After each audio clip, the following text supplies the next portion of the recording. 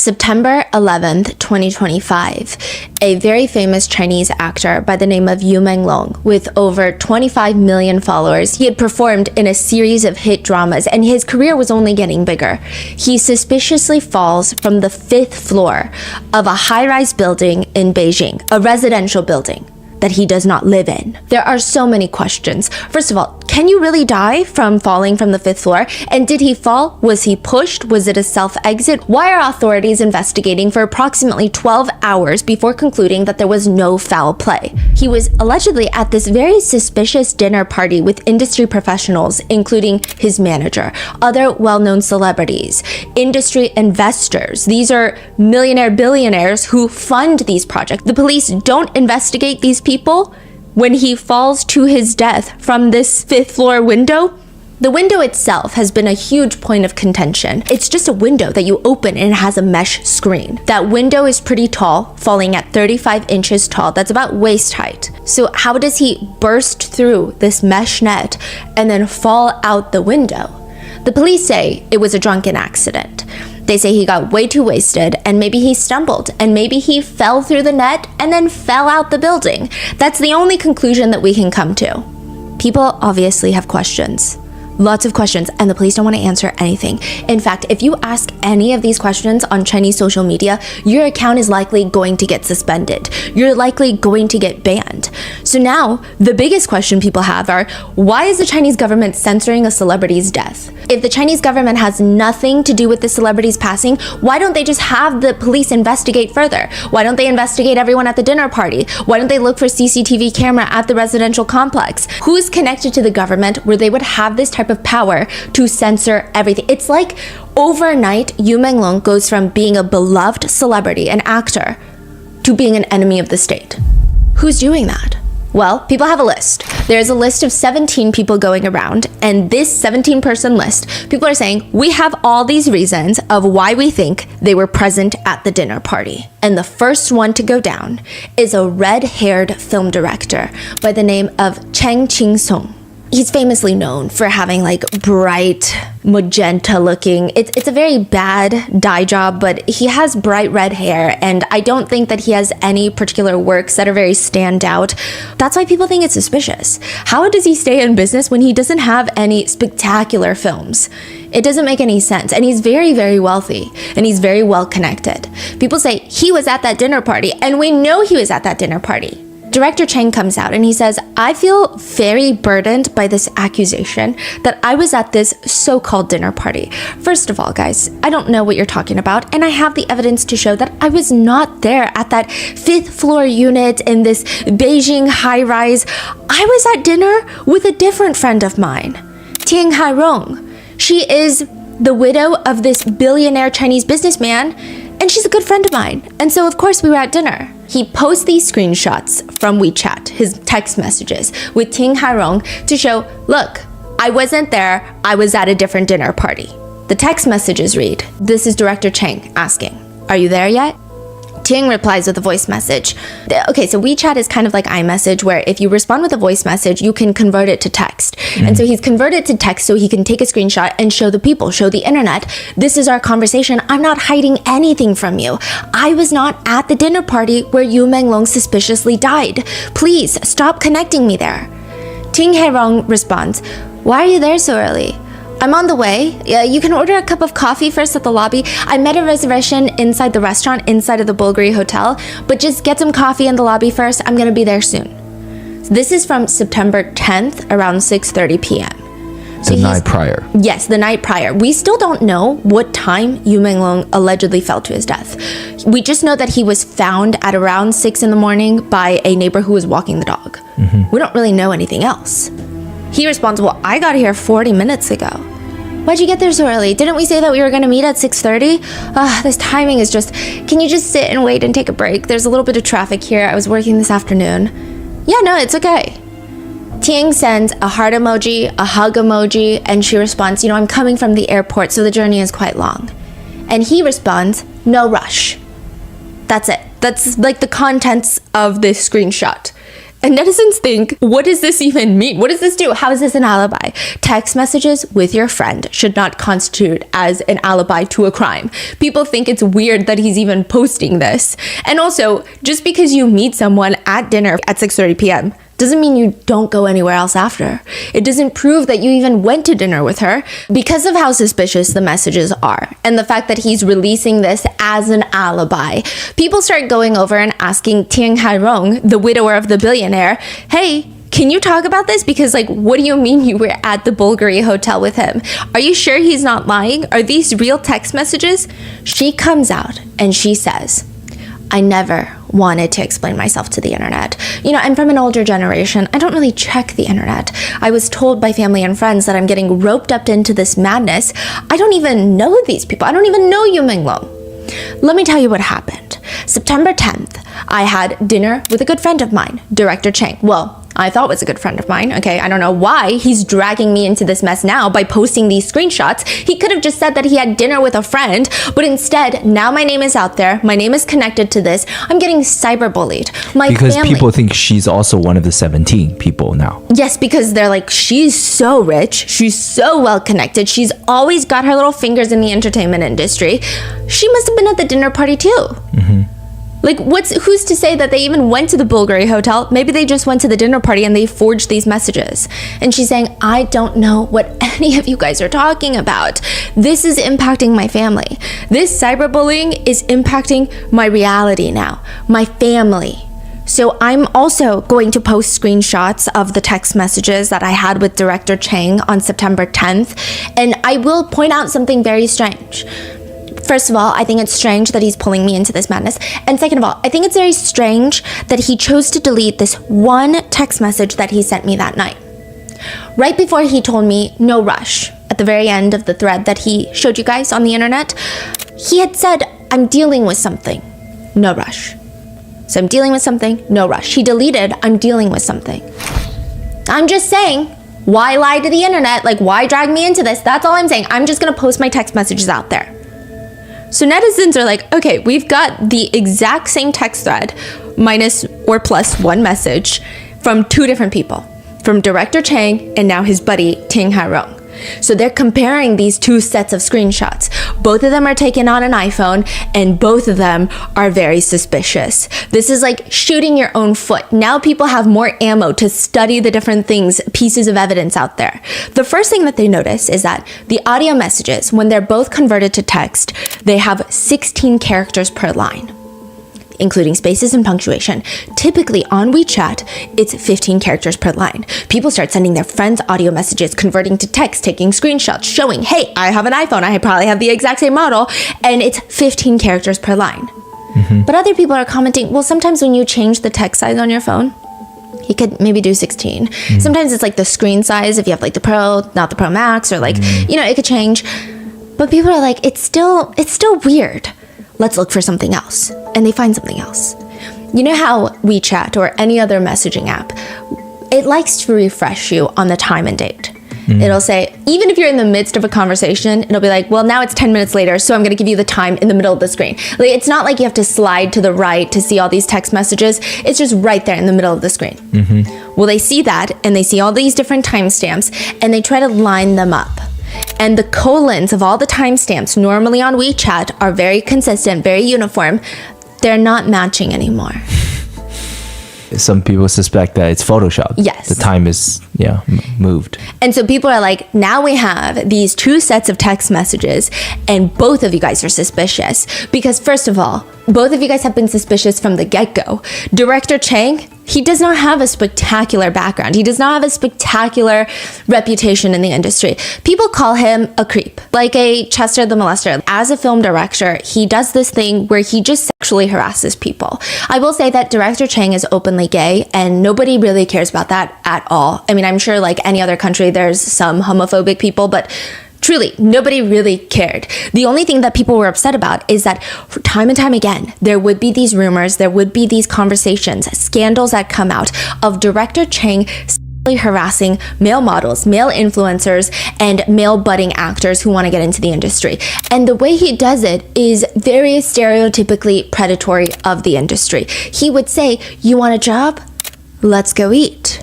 Sometimes he would just find a male influencer that he finds attractive online and sexually harass them nonstop, sending DMs like, I'm hungry, I want to eat. You know what I want. Do you like me? Do you want to meet up? Saying very suspicious things, which I know why you're thinking that, okay? It lines up because September 10th, that very night that this dinner party allegedly happens, he posts on Twitter one word: yummy. No context, nothing. That's why he's getting roped into this. Well, that and a lot of other reasons, but that's one of the big reasons. He's always had this very strong standing reputation of harassing young men. There was at one point, he's 34 years old dating a 19-year-old, and still, that's already creepy. People kept saying that he's an old cow that likes to eat fresh grass. Because it's very unsettling. But even while he's dating that 19-year-old, he would go online and harass other 18, 19-year-old male models. People already don't like him. And the fact that he posts this alibi, it's just rubbing people the wrong way. You're not proving anything by sharing text messages with a friend. And they're already suspicious. And Ting Hairong, people are coming for her too. First of all, you have a billionaire husband, got arrested for money laundering, and then in prison right before he gets out at the very young age of like, he's in his 40s, he just drops dead in prison, and then you inherit all of his money, and then the rest of your life you just chase after seemingly young, allegedly young actors in the industry to date. That's the vibe. That's always been a small reputation of hers that's been following her around. And so people don't like these people already, and these text messages are not helping. What are you hiding?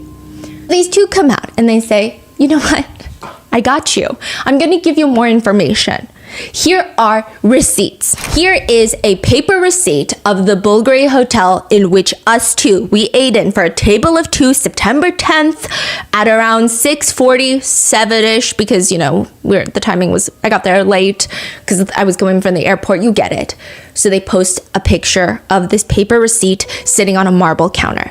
And then to go along with that, they post a screenshot of their bank transaction that coincides with the date and with the exact amount for the Bulgari restaurant. So they're like, see, the money is coming from my bank and I'm going to give you a screenshot of that, okay? A few things. You know when you keep talking because you want to absolve yourself of any guilt, but the more these people are talking, the more guilty they seem? That's exactly what happens. At first, netizens are like, okay, that's a lot of receipts. But you look at the receipts. It's interesting. This receipt itself has been studied to hell and back. The itemized list shows 3 dishes, 2 sodas, and a portion of Italian cheese. It's a table for 2 at table 13 in the Bulgari Hotel restaurant. The grand total, including service charges and taxes, comes out to be $215.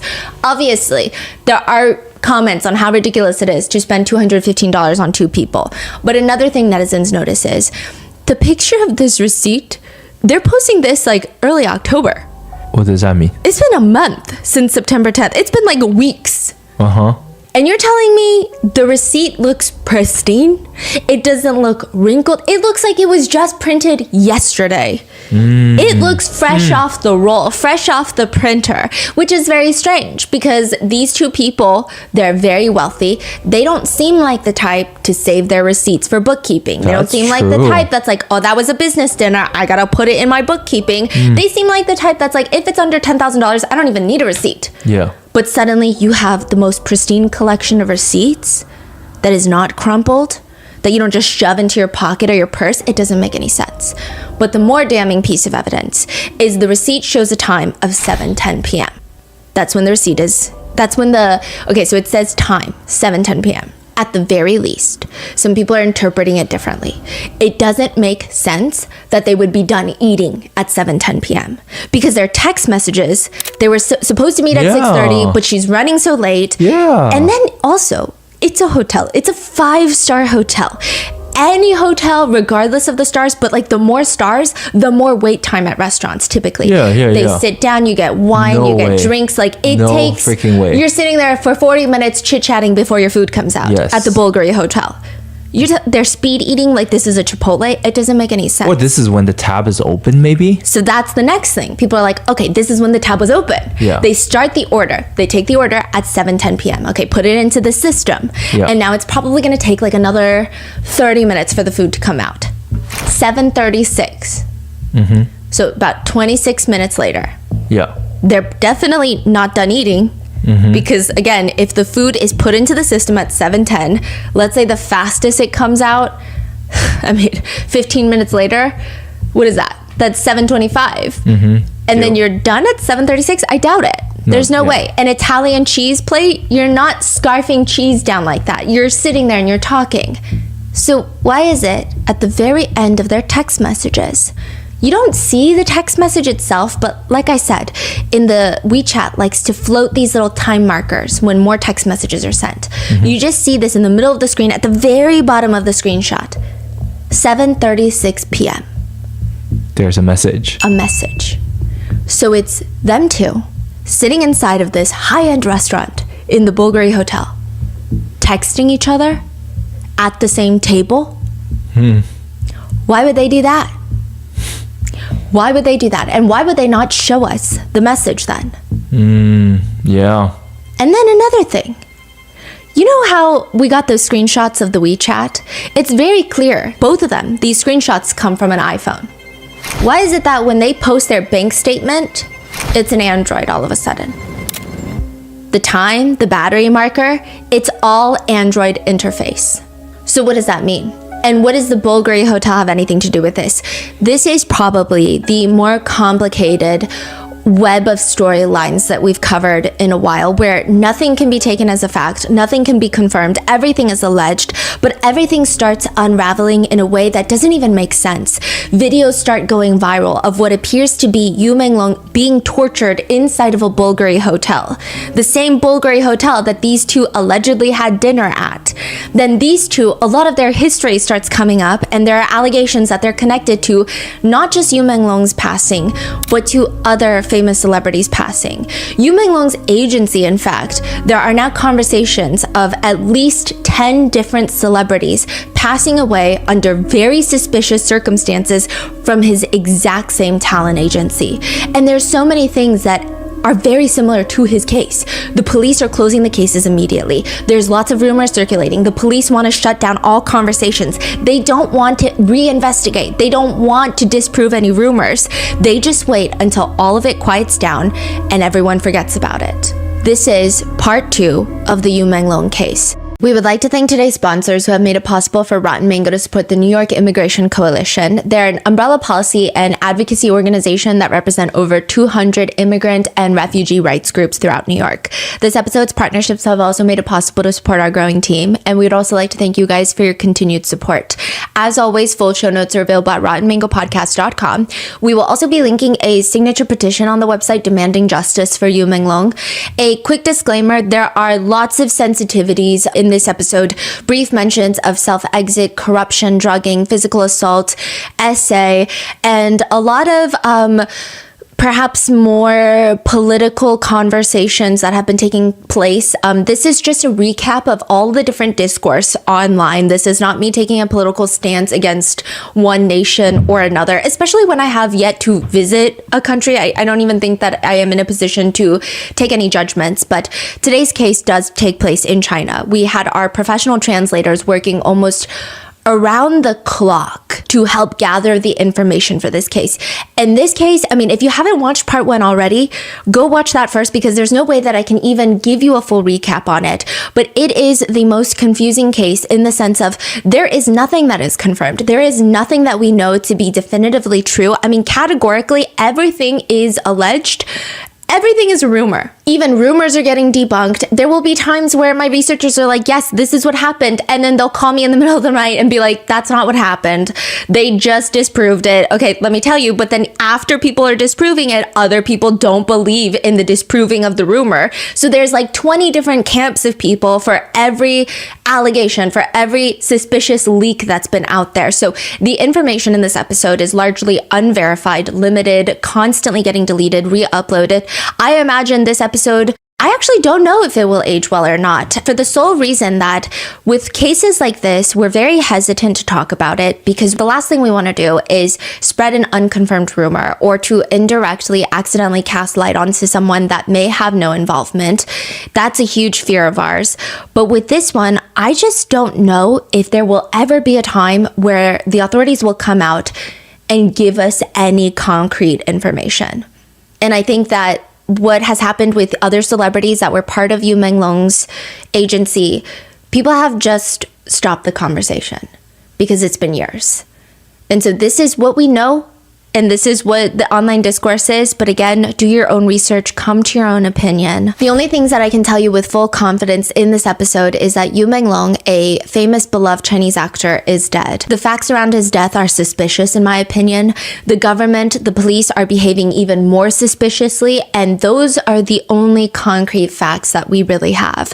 I cannot confirm with certainty just about anything else. Nobody has been detained, convicted. Nobody has really spoken out to give any fact-based information on why they're not related to this case or why they are. It's just everything is very hazy, and legally speaking, his death has been ruled an accident. So with that being said, we're going to go over all of the people that were allegedly involved and all the conspiracies that range from believable to kind of like a movie. They're really intense. There are times where I would get so sucked into a conspiracy while researching that I would have to take a moment to be like, wait, is this too crazy? Like, am I going down a rabbit hole and believing in something too crazy? Because the sense is kind of there, but I've never seen stuff like this happen in real life. So is this just unhinged conspiracy theories? To that, I just say there are times where you have a conspiracy theory and the reality is not that dark. The conspiracy theory is like a combination of the top 10 movies of that year meshed into one giant aluminum tinfoil hat theory, and the reality is a little bit more simple. And there are times where the reality is a lot darker than the conspiracy theories themselves. And everything is a lot worse in reality than we ever thought. So I don't know what the case is with this situation, but I'm going to go through all of it with you today. So with that disclaimer, let's get started. How do you know when a celebrity actually needs help? Even if they are saying things, how would you know if it's real? That has been the case with You Menglong's last live streams.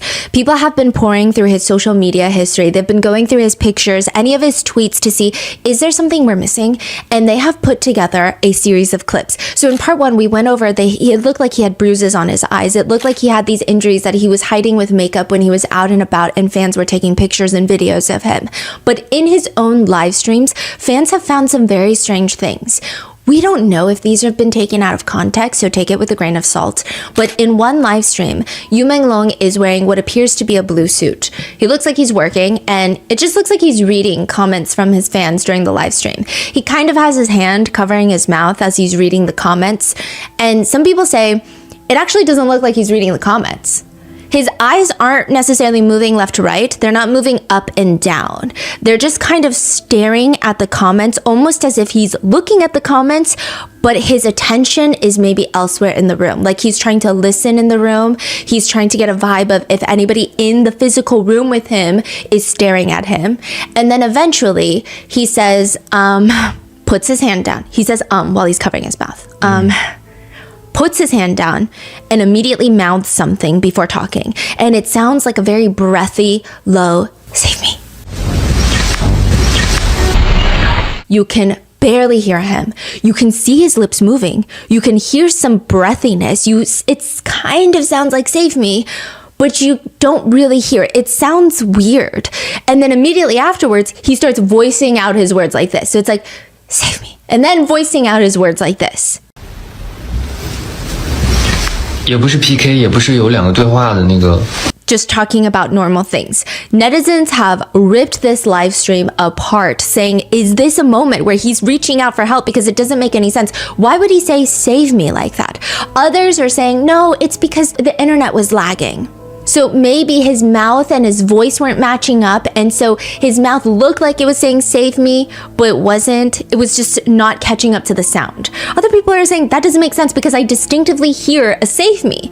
Then there are conversations that breathy save me was edited in later by someone who wants this to go viral. So there is so much discourse around this live stream, but it doesn't help that there are just a lot of weird things that he did before his passing. In the month of August, there are social media posts after social media posts where it seems like You Menglong is unwell. In another live stream, he voices out the words, help me. A lot louder this time. His fans hear it, but they do nothing. Everyone assumed that he was talking about his network being bad. Right before this, he's talking about how his network connection is not the best and the live stream isn't really working well. And then he says, help me.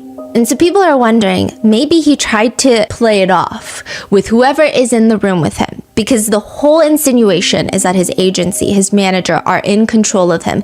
There are people who believe that he has been held captive for a really long time, that he's been doing work events, he's been live streaming while being held captive so that nobody is suspicious. They think that he's saying, help me, as in like, maybe everyone in the room will think that I'm talking about the network, but I'm telling you, help me. Then there is another moment that people have dissected. So I know in America, we have the DV, violence symbol for help. So if you are in a car and a police officer drives up, or if you're in an airport and you're talking to a TSA gate agent, you have your open palm, all 5 fingers up like a high five. You tuck in your thumb, and then you close your fist around your thumb. He has done that motion multiple times in his live streams. So he'll have 5 out, and then he'll kind of tuck his thumb in, covering his mouth, and then he'll tuck it all the way in and do a fist and cover his mouth. He does it very naturally. So some people are wondering, is this just a natural motion he does? And then in Chinese, I think some people think it's 540, which in Chinese is 我540, sounds very similar to 我死了, like I'm dead. So it's like another signal that people are picking up. There's also another poem that started going around, and I couldn't verify if this was exactly from him because I couldn't find any of the original sourcing, neither could the rest of the team. But it seems like he was writing a poem about a rainy day and how he's learning some magic tricks. It's the most random poem, even if I were to give you the translation for it, because of the way that the sentence structure in English and Chinese are so vastly different, it wouldn't make sense. But it felt very random in the sense of, today's a rainy day. Don't forget your umbrella. I learned a new magic trick today. Like, it's very out of nowhere. Like, the poem itself is not artistic. It doesn't make any sense. But people were saying if you take the first character of every single line of this poem, it says, today they want me to die. And that has been circulating. So these are all the reasons that people think that he has been held captive for months, which begs the question, who's keeping him captive? Why are they keeping him captive? September 11th, 2025, my sister-in-law actually opens up her little Red Book app. Do you guys remember when TikTok was going to get banned in the US? It was a very bizarre side plot in the US timeline. Everybody starts posting dramatic goodbyes and then immediately downloading another app called Little Red Book. This is that app. In China, it's probably the more new, more foreigner-friendly application. Like Douyin is Chinese TikTok, the original TikTok. But Xianhoushu is kind of like Pinterest, Instagram. It's for younger people. Lots of foreigners love it.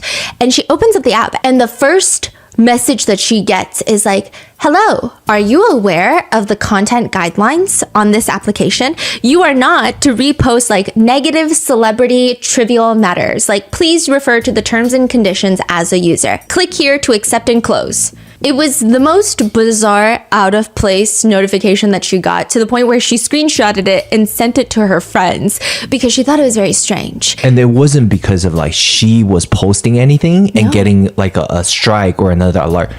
She doesn't post. This is like a mass notification to every single user. Every single one. And she is just confused. And everyone is like, oh, this has to do with You Menglong.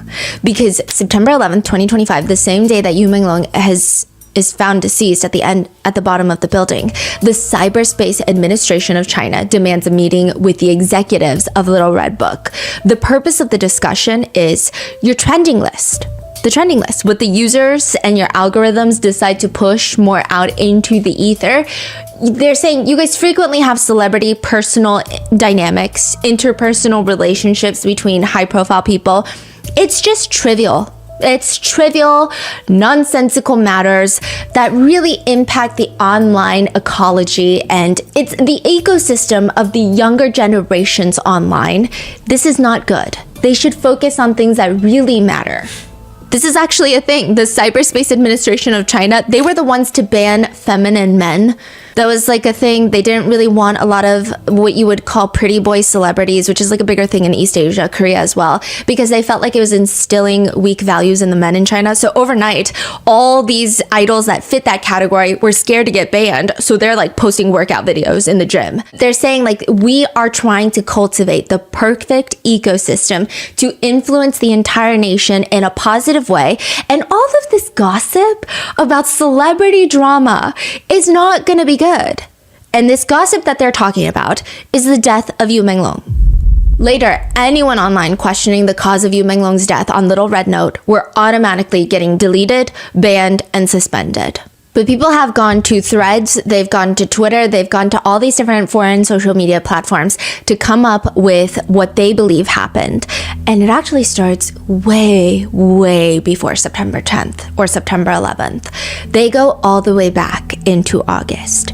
They start analyzing all of You Menglong's live streams like I was talking about, but they also start going through all of his public performances, his public appearances, and it's around the beginning of August that you start to see a massive decline in what appears to be his mental state and physical state. That is what people are saying online. I don't personally know any of these people, so what presents in a video could not be what's happening in reality, but it does look suspicious. So this is where the series of the bruising of the face is showing up, and then also he just looks incredibly skinny and frail. Prior to this, when he is at work events or even when he's traveling, he's never really the most outgoing, extroverted person, but he's very attentive to his fans. But during the month of August, any fan meetings he has where people are running into him and recording him, he seems really disassociating. He seems like he's trying to have a conversation, but he's not really there. That's how everyone is describing it. He's still posting on Weibo, but nothing in particular, perhaps just a series of travel photos, and most of it is not even of him. Most of it includes shots of plants and like serene backgrounds, but we don't even know if he's traveling. This could have all been taken in Beijing. So it seems like since August, he has been held captive until September. That is the theory that's been going around. His managers, his agency, all of these higher up people have been holding him hostage. They have someone watching his every move. They're watching him live stream. They're watching everything he posts. They have access to his phone, and they're trying to get something out of him. What are they trying to get out of him? Everyone points to 9 years ago. A famous singer that I know by the name of Kimi, but yes, so he passed away 9 years ago from the same agency. And people think that there is a connection because even when Kimi passed, there were lots of conversations around, it seems like there were conspiracies that he had pissed off higher ups, that he had rejected somebody that wanted to do something sexual with him, and they were trying to blackball him, and eventually it led to his passing. There were a lot of different theories running around, and the police, the authorities, they were very hush-hush about it. Everything pretty much gets closed down. It's very similar to what's happening with You Menglong. A lot of people believe that they have the same manager. So people start going online and they start typing into different search bars, do they have the same manager? Do Kimi and You Menglong have the same manager? And these search bars would say, yes, they do. They have the exact same manager. Douyin AI. Yeah, it's like the AI generated search, which like I know how we feel about AI, but like, you know, it's the AI generated search. People are looking at it and they go, okay, so they have the same manager. I mean, there's no proof, right? There's no like, no one's going into the company records, but that's what Douyin is saying. The very next day, after all of this blows up, people are reposting it on Threads, on Twitter. You go back to Douyin and you ask, do they have the same manager? Suddenly it's no. The answer has been side by side. So weird. I would say like most of these search platforms, when they use the AI feature, it's not very accurate. Like accuracy is not the name of the game with these top searches. Like even like the Google AI overview, it's like most people say it's not accurate, right? But with this, to change it the next day is weird because they just leave up the inaccurate information. They don't go ahead and change it. So why would they change it? Who would call to have it changed? People start digging into the manager. And we mentioned in part 1 of this entire case, the manager does not seem to have an entertainment background. There are rumors that he is part of an organized crime syndicate. He's just hired muscles. People say that he is more of a, I would say hitman is maybe taking it too far, but like the cleanup of organized crime. You got a dirty job on your hands, this is the guy that you call. and they are very closely intertwined with a lot of powerful executives and investors. He was hired into the company as, yes, a manager, but really his formal occupation would just be to watch over these subjects, to make sure that they're not stepping out of line, to make sure that they're not saying anything, to make sure everything goes as normal. I will say this manager is also a very strange guy. If you dig into his old posts, there are, he likes to post, all of these people like to post weird things. They love trying to be edgy, artsy, but it's just uncomfortable. It's just very scary. He likes to post a series of photos where it shows a man saran wrapped to a table. It looks like an episode of like a serial killer show. So you got actual person? Well, that's what it looks like in the first 3 photos. Okay. It looks like a person saran wrapped to an operation table, like a steel table. And then someone is grabbing his head in one photo, so it looks like he's about to get a head massage. And then all of a sudden a knife appears and they cut this man's head into 6 different sections. It looks like a cake. It's like a "is it cake" video. And then those 4 pieces are like the pieces of his head are arranged on a plate. It's clearly not a real person. It's clearly either some sort of sculpture or AI generated art or drawing or something. But his whole caption with that is, something that is whole can be cut into pieces, but those pieces can never be whole again. And so people think, this manager What? is just weird. We don't really know anything about this man. We don't know how he got into the role of being You Menglong's manager. We don't know much about him. All we know is that he likes to post these types of things. So people believe that the person that lured You Menglong to the party, the dinner party that night, is the manager. They think that You Menglong is not one to go out with any of these people. He's not one to go on any of these drinking meetings with investors. He's someone that likes to very much follow the rules. He likes to stay home. He likes to cook with his 2 dogs. He has a corgi and a French bulldog. He's a very big homebody that just works hard. He's not someone that likes to really go out to dinner and get drunk with other celebrities. Not that anything's particularly wrong with that, but he would not have showed up to a dinner party unless his manager had invited him. So he gets lured to this apartment by his manager, and there's a bunch of investors, bunch of big business partners that are there, and they all want to sleep with You Menglong. Over the past 10 years, at least 9 other artists have died under very strange circumstances from this same agency, and that's why they believe the manager is heavily involved. With the 9 others, sometimes the cause of death is listed as self-exit, sometimes it's an accident, but always netizens have questions about them. And I don't think it's a situation where netizens just cannot grasp the idea of one of their beloved celebrities having depression. There's no answers to any of these. It just doesn't make any sense. And the whole agency itself is very suspicious. They say the format of the agency, and we kind of touched upon it on episode 1, is that it's a government-run state agency. You can't sue them. This is like suing the government. And if you think suing the United States of America is hard, probably suing China is not even a viable option for anybody. It just doesn't make sense. So this government agency will go around and mass sign a bunch of talent. After the end of a talent reality show, they'll go and sign 20 new people. And then they'll pick 1 or 2. They're going to make them really famous. The other ones, they're just going to hold them hostage, freeze their careers, refrigerate their careers. That's Allegedly. how they refer to it. Allegedly, yes. Theories. And then they can't get out. Out of those maybe 18 celebrities left, maybe half of them come from really well-off families, because it's hard to get into the celebrity world, into the entertainment business without some sort of funding and backing.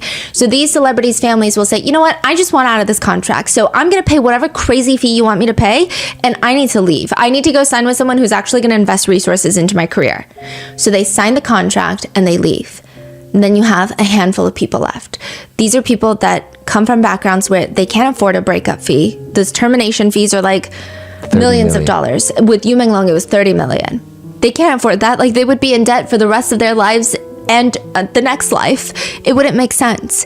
So they can't do anything. They can't sue the agency for not giving them what they were promised. They can't get out of the agency and find work elsewhere. So they're just stuck.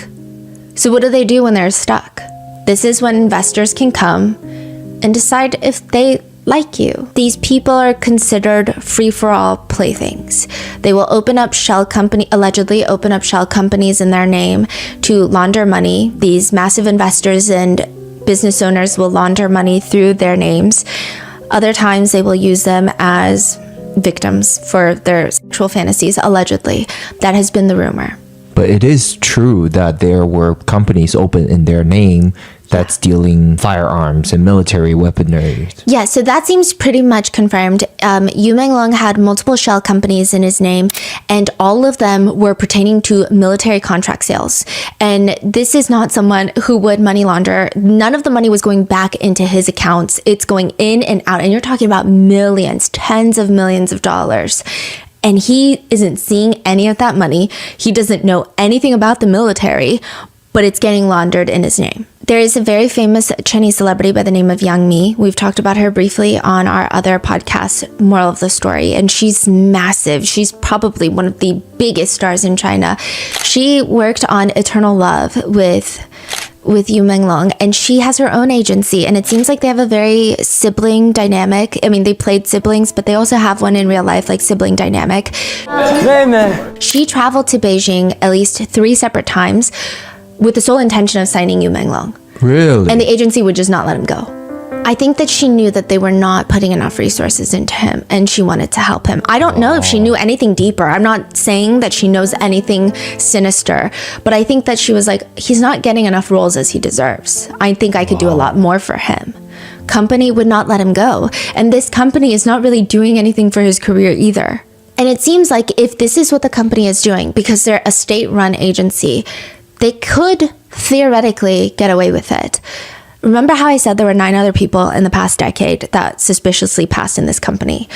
Just to give you an idea, one of them is a female artist who ends up, this is what the police say happened. She took off all her clothes, got completely naked, and then jumped to her death. That this was a self-exit. A female celebrity who is pretty much probably always objectified online, being vulnerable in a very vulnerable situation psychologically, is then going to take off all her clothes and then plummet to her passing so that she can be photographed in the nude, so that people can objectify her more, so that people can sell these photos. Like, it just doesn't make any sense. But anytime people tried to ask those questions, they were getting deleted. Another signed talent is a newscaster. He died in an accident, and his mom later came out to say that the police told her that she needs to sign a document that her son did drugs, was high, and fell off the building, or she could not see her son, and her son could not be released back into her custody. People believe that with each passing and with each suspicious circumstance, that there are a handful of people that seem to consistently show up in those moments. The first one is a man by the name of Xin Qi. Xin Qi has been an enigma in the entertainment industry for a very long time, because everyone is like, I don't know how this man came up. I don't know what kind of funding he has, but he's very well connected politically. November 2018, Xin Qi is 27 years old. He becomes the chairman of the China National Electric Investment Group's new energy company. The chairman. CEO? Yes. Chairman? 27 years old. This is a government-run entity, meaning how would a 27-year-old be appointed that position unless he has absolutely incredibly strong, powerful people in the ranks that are handing him these positions? AKA, he's a political nepo baby. If he were just really smart and capable, even if he were to follow the route of getting into government, nobody would promote a 27-year-old for being outstanding. Politics has hierarchies, legacies, seniority, favoritism. They're not just going to give him a position for being the most capable, which I don't think he is, regardless. Which means, who the hell is Xin Qi? He goes from being the chairman of this state-run investment group to suddenly being like a film producer. He just makes movies, he invests in movies, he's like a major name in the entertainment industry. How do you even break out like that? Again, you go from that investment group chairman to the entertainment industry, and you're succeeding across all fronts. And when you look into his past, nobody can find his family history. He doesn't talk much about his childhood. Who is he? Who are his parents? Because you can only get these types of positions if your parents have high up government positions. One insider from the industry spoke out and anonymously told a reporter online, like, do whatever you want with this information, but he's connected to top party leaders. He's got strong ties with the leaders of CCTV, which is the state-run TV agency, the government-run TV network, news network. And weirdly, anytime you hop on a call with this guy, he uses a number that doesn't even route back to him. It's like, you know, you see the caller ID, but it's not him. Like, you don't see Xinqi. It's weird. Like, it's just like this other guy's name. So it seems like a fake number, and they are able to pull up that number because I guess this insider has had conversations with him. This number is linked to at least 99 companies registered. When you register a business, you have to have a phone number that goes along with it. It's this number that's mainly used. And this number is also connected to You Menglong's shell companies. Really? So everyone's saying, okay, Xingqi seems to be, if this is true, if all of this information is not fake, not AI generated somehow, not edited with absolute perfection, and these are real tips given to real reporters, then yes, it seems like there is a connection between these shell companies, Xingqi, whoever that man is, and You Menglong. But that's not the only connection. Xingqi has been You Menglong's top fan for years. Top fan in China is a little bit different from maybe America. Top fan does not typically mean you love the celebrity the most. You're the number one fan. It typically means you are the fan with the most power.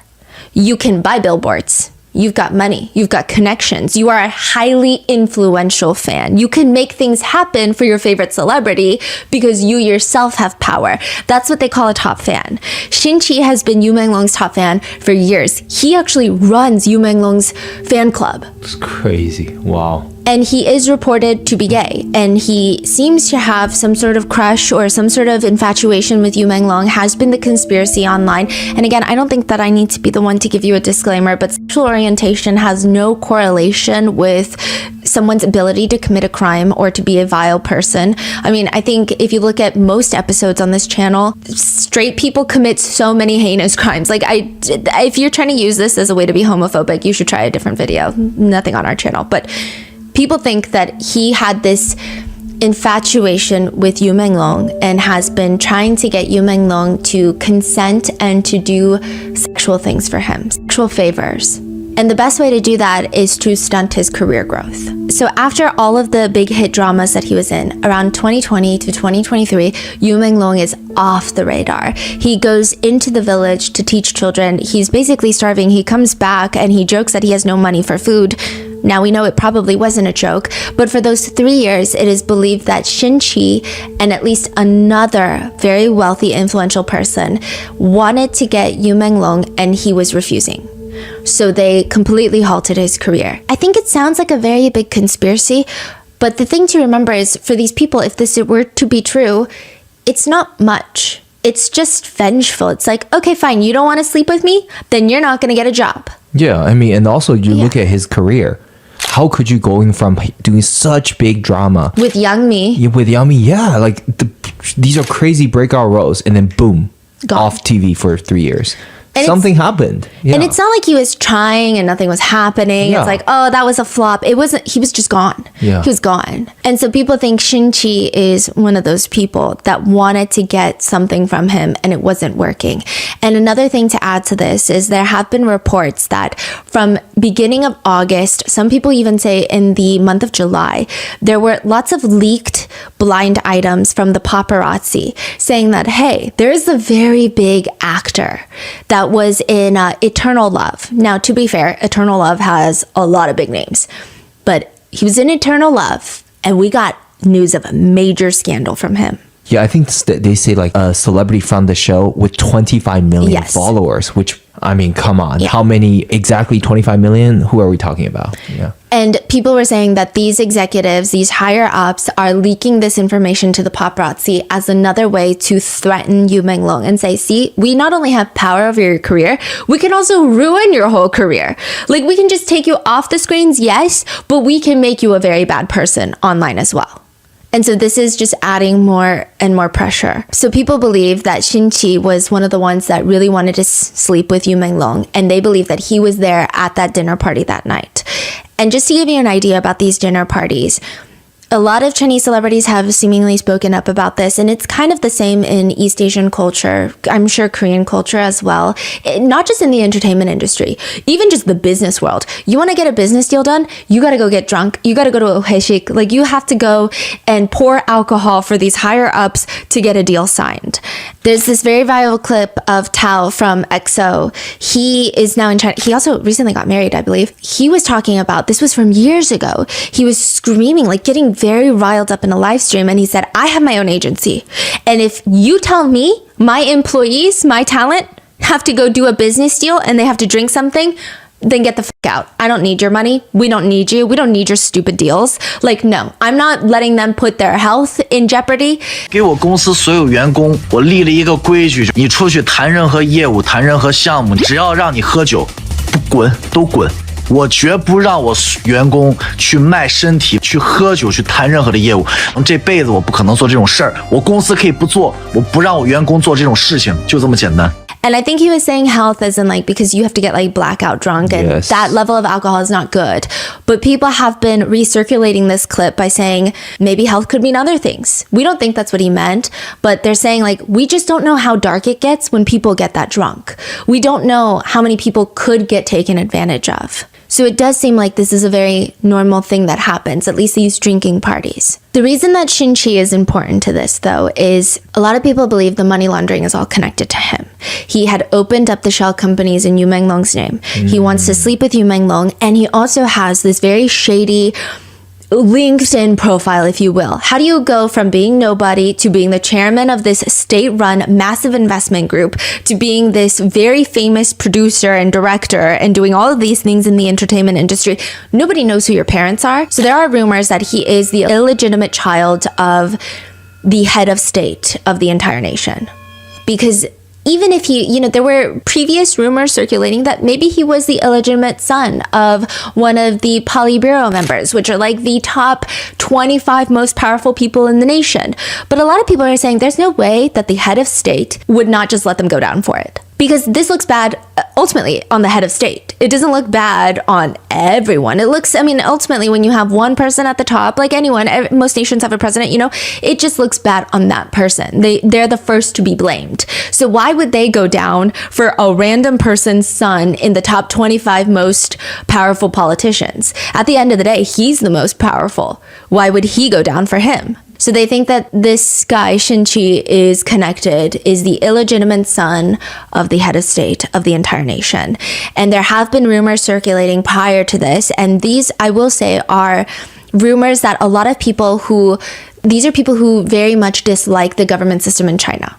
These are people who are very outspoken about that. And that's their right? But they're very anti-CCP. And they have been saying for months prior to this that there have been lots of rumors, and they believe to be true, that the head of state has been embezzling money through military contracts, right? Which is, I think that's a thing that a lot of different heads of state have been accused of, but they're accusing him of doing that. And they're saying now with these military shell companies, maybe it's all connected. Maybe this is the illegitimate son who's funneling and money laundering through this celebrity, and then maybe You Menglong finds out and wants to put an end to it or wants to go public with this information, and now he must die. And now it's going to get covered up because it's not even just about You Menglong's death anymore. It's about a whole system. And just to give you an idea, if you run this phone number, netizens have been able to pull up other companies that are with the same phone number that allegedly belong to Shin-Chi. And one of the companies has been operating for 5 years. They have 0 payroll employees. 0 employees. And they generate $630 million in revenue. Dang. In the past 5 years. Wow. Its logo probably reads not money laundering at that point because, that's money laundering. To give you an idea, other businesses who generate that kind of revenue, around even 100 million a year, they will employ on average at the very least 100 people, but typically on the 1,000 people end. You're not going to generate that with 0 payroll employees. But they're saying that these different companies, all 99 of them, are so profitable, even though nobody's running them. They're just printing money at this point. It doesn't make any sense. These are the allegations. I don't know. I don't have the paperwork in hand. I am not someone who can certify such legal paperwork. So I don't know if this paperwork has been edited and reposted online. I don't know. But that same number can also be traced back to another very well-known celebrity, Song Yi-ren. And she has been connected to this dinner party many a times through many a different pieces of evidence. Song Ye-ren is a small-time actress. She was on this reality show called Everyone Stand By, which I did a whole Mott's episode on. It's like a famous Chinese acting reality show where the premise of the show is you gather a group of acting professionals. Most of them are newcomers or they had their heyday and now maybe they're falling off a little bit. They get booked onto this show and they're doing skits, mini dramas, and they're doing improv acting, and you have this panel of judges of world-renowned actors who are going on to judge their acting ability, not just their influencer count, but like genuine their profession. And she actually made me cry. That's crazy, right? Thinking back. Yeah, they had this, they called it Performance City, and all of the contestants were to go into this massive fake city, and they could go through the costume department and dress up in whatever their character were to be, and the judges would walk around while they're improving these different character storylines. She chose one that was very emotionally gripping. A lot of the other characters, they were couples who were fighting or selling peas and selling all these other like street vendors, and none of it was that particularly good. She was very smart and she was very believable. So she dressed up in what I guess you would call back in the day like a beggar, and she had a sign up. On her sign that she held up above her head, there's a misspelling of a word, but she did it on purpose to show that she's undereducated as this character. And it was really well done. She never broke character.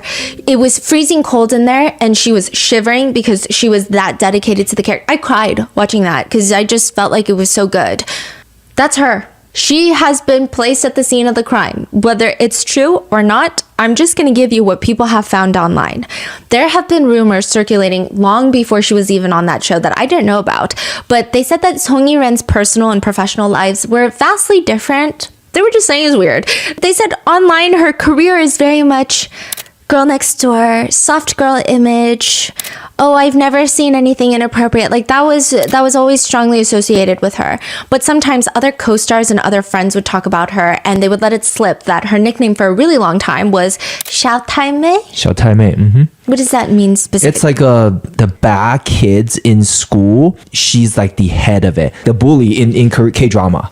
Yes. Like that's the vibe. Okay, yes. Yeah, our researchers were having a hard time trying to describe it too. One of them said it's like the direct translation would be like little bad girl. Others were saying, no, it's like head bully. Head bully, yes. Like head bully girl is the vibe. Like it's just not it's actually very mean. It's not a nice, you don't get pride from being called that. But Song Ye-ren actually went on a live stream once and said, yeah, like that's what I used to be called, but that's when I was young. I've grown up. I don't do that anymore. I was out there drinking, clubbing, partying every day. I dyed my hair blonde, but I don't do that anymore because that's what I did when I was young, which has been a huge debate online with some people saying, actually, I went to school with her because she went to school abroad in Canada and she smoking, drinking, and dyeing her hair was the least crazy thing that she did. She actually went around bragging to all of the people at our school that she slept with 50 different guys. She was 17 at the time. It's just what an internet user has alleged. But there has always been this very subtle clashing of people saying she's so different off camera, nothing fits her online persona. Even former alleged classmates came out and said, look, I'm not going to badmouth her. I'm not going to say anything bad, but all I will say is don't believe in celebrity personas because they're all fake. One of Song Ye-ren's biggest scandals was last year in 2024, and paparazzi caught her going to a bathhouse with 3 guys, like a sauna. Okay, bathhouse seems like a sauna. And I think the biggest part that people thought was so scandalous was she was touching the abs of the first guy. So she'd be like talking, they're out on the street, and then she'd kind of place her hand on his chest. And then she would hold the wrist of another guy walking. And then later that night, there was another third guy and she was spotted touching his arm. They dramatically described this as feeling him up, feeling him down, just groping, caressing. I mean, nevertheless, it was a pretty interesting, unique, scandalous situation for a female celebrity in China to be caught photographed in, especially someone who presents herself as this very innocent, soft girl next door. So a new theory has come about recently that Song Ye-ren is a madam. She befriended You Menglong in an effort to finally seal the deal and get Shin Qi, the powerful executive, what he wants, which is You Menglong. She's going to lure her friend. So people are saying that she is the madam. She is an actress. So she rubs shoulders with all these actors and actresses. She befriends them. She has this very disarming personality. And then she's like, you know what? Come out. Come hang out with me. Come to my place. And at her place, they'll be introduced to an executive who has always had their eyes on them. And she knows this because she is the middleman. And she's like, oh my gosh, you guys should meet. This is an investor, blah, blah, blah. Why don't you come to this dinner party? They're pouring drinks. There are further conspiracies and allegations that perhaps the drinks are drugged. Perhaps it's full on SA. Other times people are saying she's just the middleman connecting these two parties, and hopefully it's consensual most of the time. But clearly, if that were the case with You Menglong, that's not what's happening. But they think that she is a madam. They think that that must be the way she makes money. Because here's an interesting discovery that it's been made. Song Yiren, she lives in the same apartment complex as where You Menglong passes away. But she doesn't just live in the same apartment complex. She lives in the same building from which he allegedly falls to his death. And there's more about that. She claims that she moved out 9 months ago. She said, yeah, I did live there, but I moved out 9 months ago. So yeah, I did live in that building. I mean, there's pictures of her posing in that building. There's selfies she's taken. There's like this one picture where she's holding a giant acorn and it's like building 18.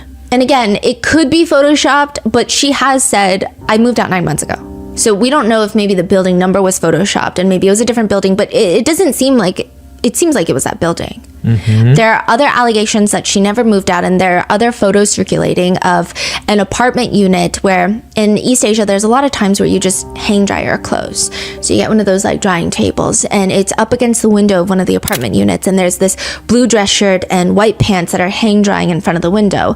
Someone had snapped a photo of it for whatever reason, and they believe that those clothes belong to You Menglong, because he was photographed wearing similar clothes, and they think that for the past month before his death, he was being bounced around, somewhat being held captive, not necessarily chained up, not necessarily like, I'm gonna tie you up so you can't leave, but being watched and held captive under likely verbal threats. Like, if you try to leave, I'm gonna ruin your career. So it's not like the door is padlocked, but perhaps he can't. And they think that Song Yiren was one of the people holding him captive.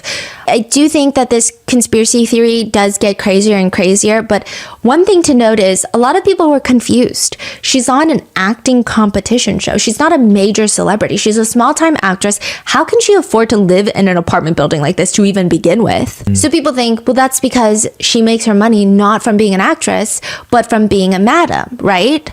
That's what people think, but they still are wondering, okay, let's say she's a madam. She gets money from these executives. She tries to force all these other celebrities into sleeping with executives. That still doesn't explain why she wouldn't be the fall guy. Because people are like, let's be real. If there's executives involved and she is just a madam, she'd be the fall guy. There would be some sort of narrative of she got jealous, she pushed him, or she was the only one at that dinner party left, everybody already left, and then they got drunk, maybe they were doing drugs. Like, she would be the fall guy. Because there's so much suspicion. Why not have a fall guy? So there comes the suspicion that her parents are very well connected. She moved to Canada when she was young. Her dad was a professor and in the medical field. I believe he's a doctor, and then at one point he was teaching, but her mom was in marketing, which is very vague. But in Canada, she went on to have this huge company where the distribution to that company, and it's very vague what the company even does, but they had tens of millions of dollars in sales within like the first few years of opening up. And people say, you don't do that just by being talented. You do that by being very well connected, by being politically connected. She has had multiple talks and conversations with business leaders and government officials who run business sectors for like international trade and foreign trade and international businesses. There are rumors that she's also very close with the First Lady of China. I don't know.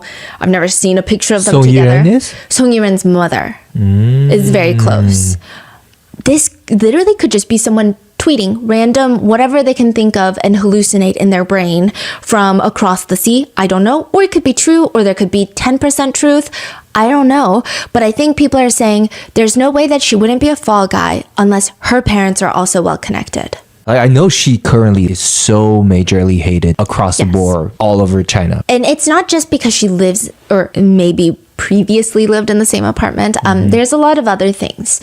The things tying her to that night is her phone strap. She's initially placed on this list of 17 people because she posted a ton of pictures outside the building, living in that same building where You Menglong passes away. But also there are these selfies where she's pretending to be on the phone. I don't know if she's promoting the phone, her phone strap, her face, I don't know, but it's like pretending to be on a phone. And she's posing with her phone. And her phone has the world's largest blue ribbon phone strap. I don't even know if it could be called a phone strap. It's like a giant dangling blue ribbon. It's like putting a Labubu on your phone. It's that big. It's just huge. It's a charm, right? Yeah, it's a massive charm.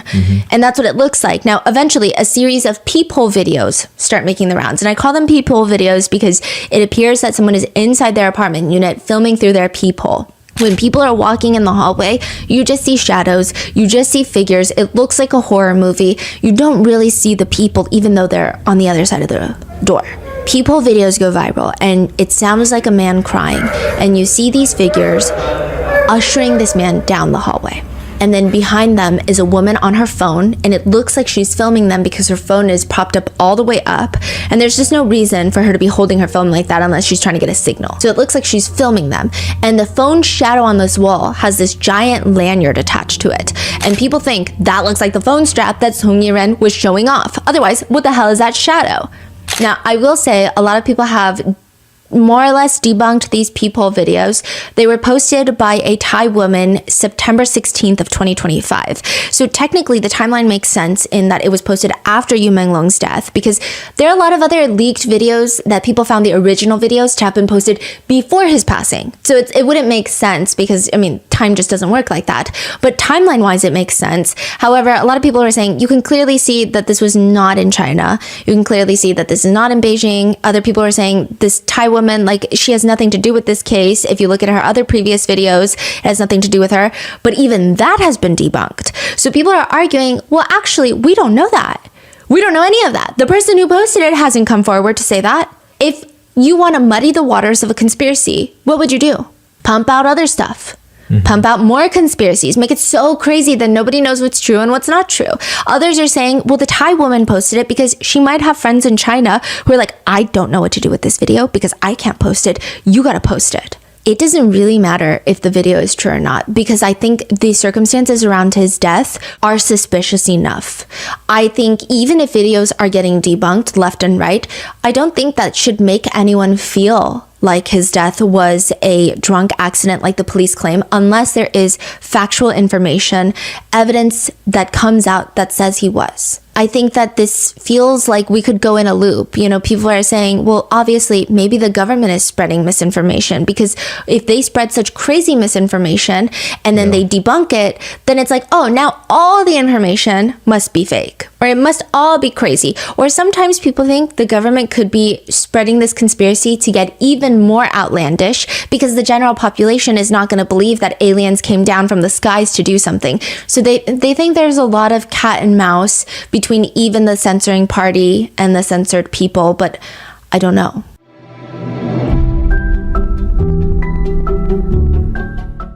Starring Academy Award winner Patricia Arquette and Jason Clarke, Murdoch: Death in the Family is the new Hulu original series that explores the unraveling of a Southern dynasty through a deadly boat crash, double homicide, and a massive embezzlement scheme. Inspired by shocking actual events, the dramatized series draws from reporting by Mandy Matney, creator of the popular podcast that followed one of the most twisted crime sagas in recent history. This gripping series brings the drama to life like never before. It's a story of secrets, deception, and murder. Watch the Hulu original series Murdoch: Death in the Family, streaming on Hulu and Hulu on Disney Plus for bundle subscribers. Terms apply.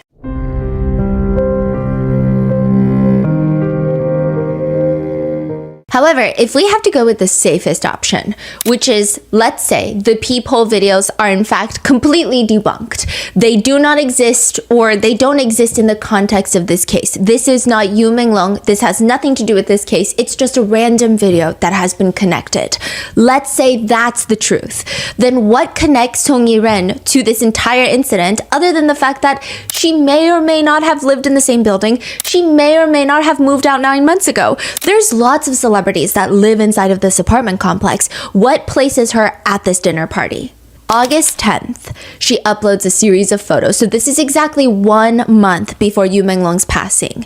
And I don't think that she knew this. It's clear that she doesn't because you know when you upload photos, you can upload live photos. And when people click on them, it's like that awkward 3 seconds of motion and you can hear some things in the background. There's a lot of selfies of her where, I don't know, maybe it's an artistic choice, but I would just never upload those of live photos. It's not cool. She just looks like she's posing very awkwardly. And then she posts a series of them. So some of them are selfies of her. Some of them are photos of all the food that she's been eating. And you can hear people in the background. They're like mini little videos. The first one that has been a giant point of contention is of her taking pictures of food. And she's talking while taking this picture. And you hear her saying, he keeps resisting. He's still resisting. Resisting what? Who is he? Then another live photo, you can hear near the end, it sounds like someone saying, it's painful or what? Like it's hurting or what? It sounds a little aggressive is what people say. And then there's almost like this smack noise right before it. Like, it's painful or what? Now, some people are saying it doesn't sound like it's painful or what. It kind of maybe sounds like hurting. People are pointing out you can kind of hear pain or some variation of hurt and some variation of a slap. It's not entirely clear, but you can almost also hear someone say no or something along that line. This has been a huge point of contention. Now, in another live photo, people think that someone in the back is saying, why did you kidnap Long Long, which is You Menglong's nickname.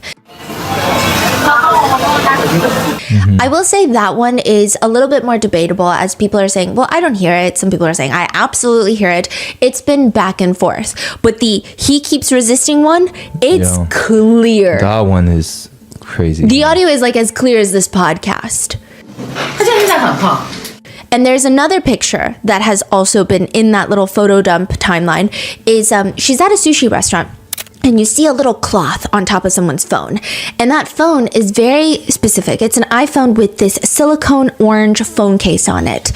And that's a month You Menglong took a picture. Someone's taking a picture of him taking a picture and it's the same phone case. I've never seen one singular person outside of You Menglong have this specific phone case. No, because the new iPhone is orange. Yes. So that's common. But this is before the new iPhone came out, which is like very uncommon to see someone have a bright orange phone. It's like a orange juice color silicone phone case. So it's like a very specific texture. It's a very specific look and it's sitting on the table and there's a little like rolled hand towel on top of it, which makes people believe that he's still resisting. He doesn't have control over his phone. They took his phone and they're slapping him around to do whatever it means. These are the live photos that make Song Yi-ren part of the 17 list.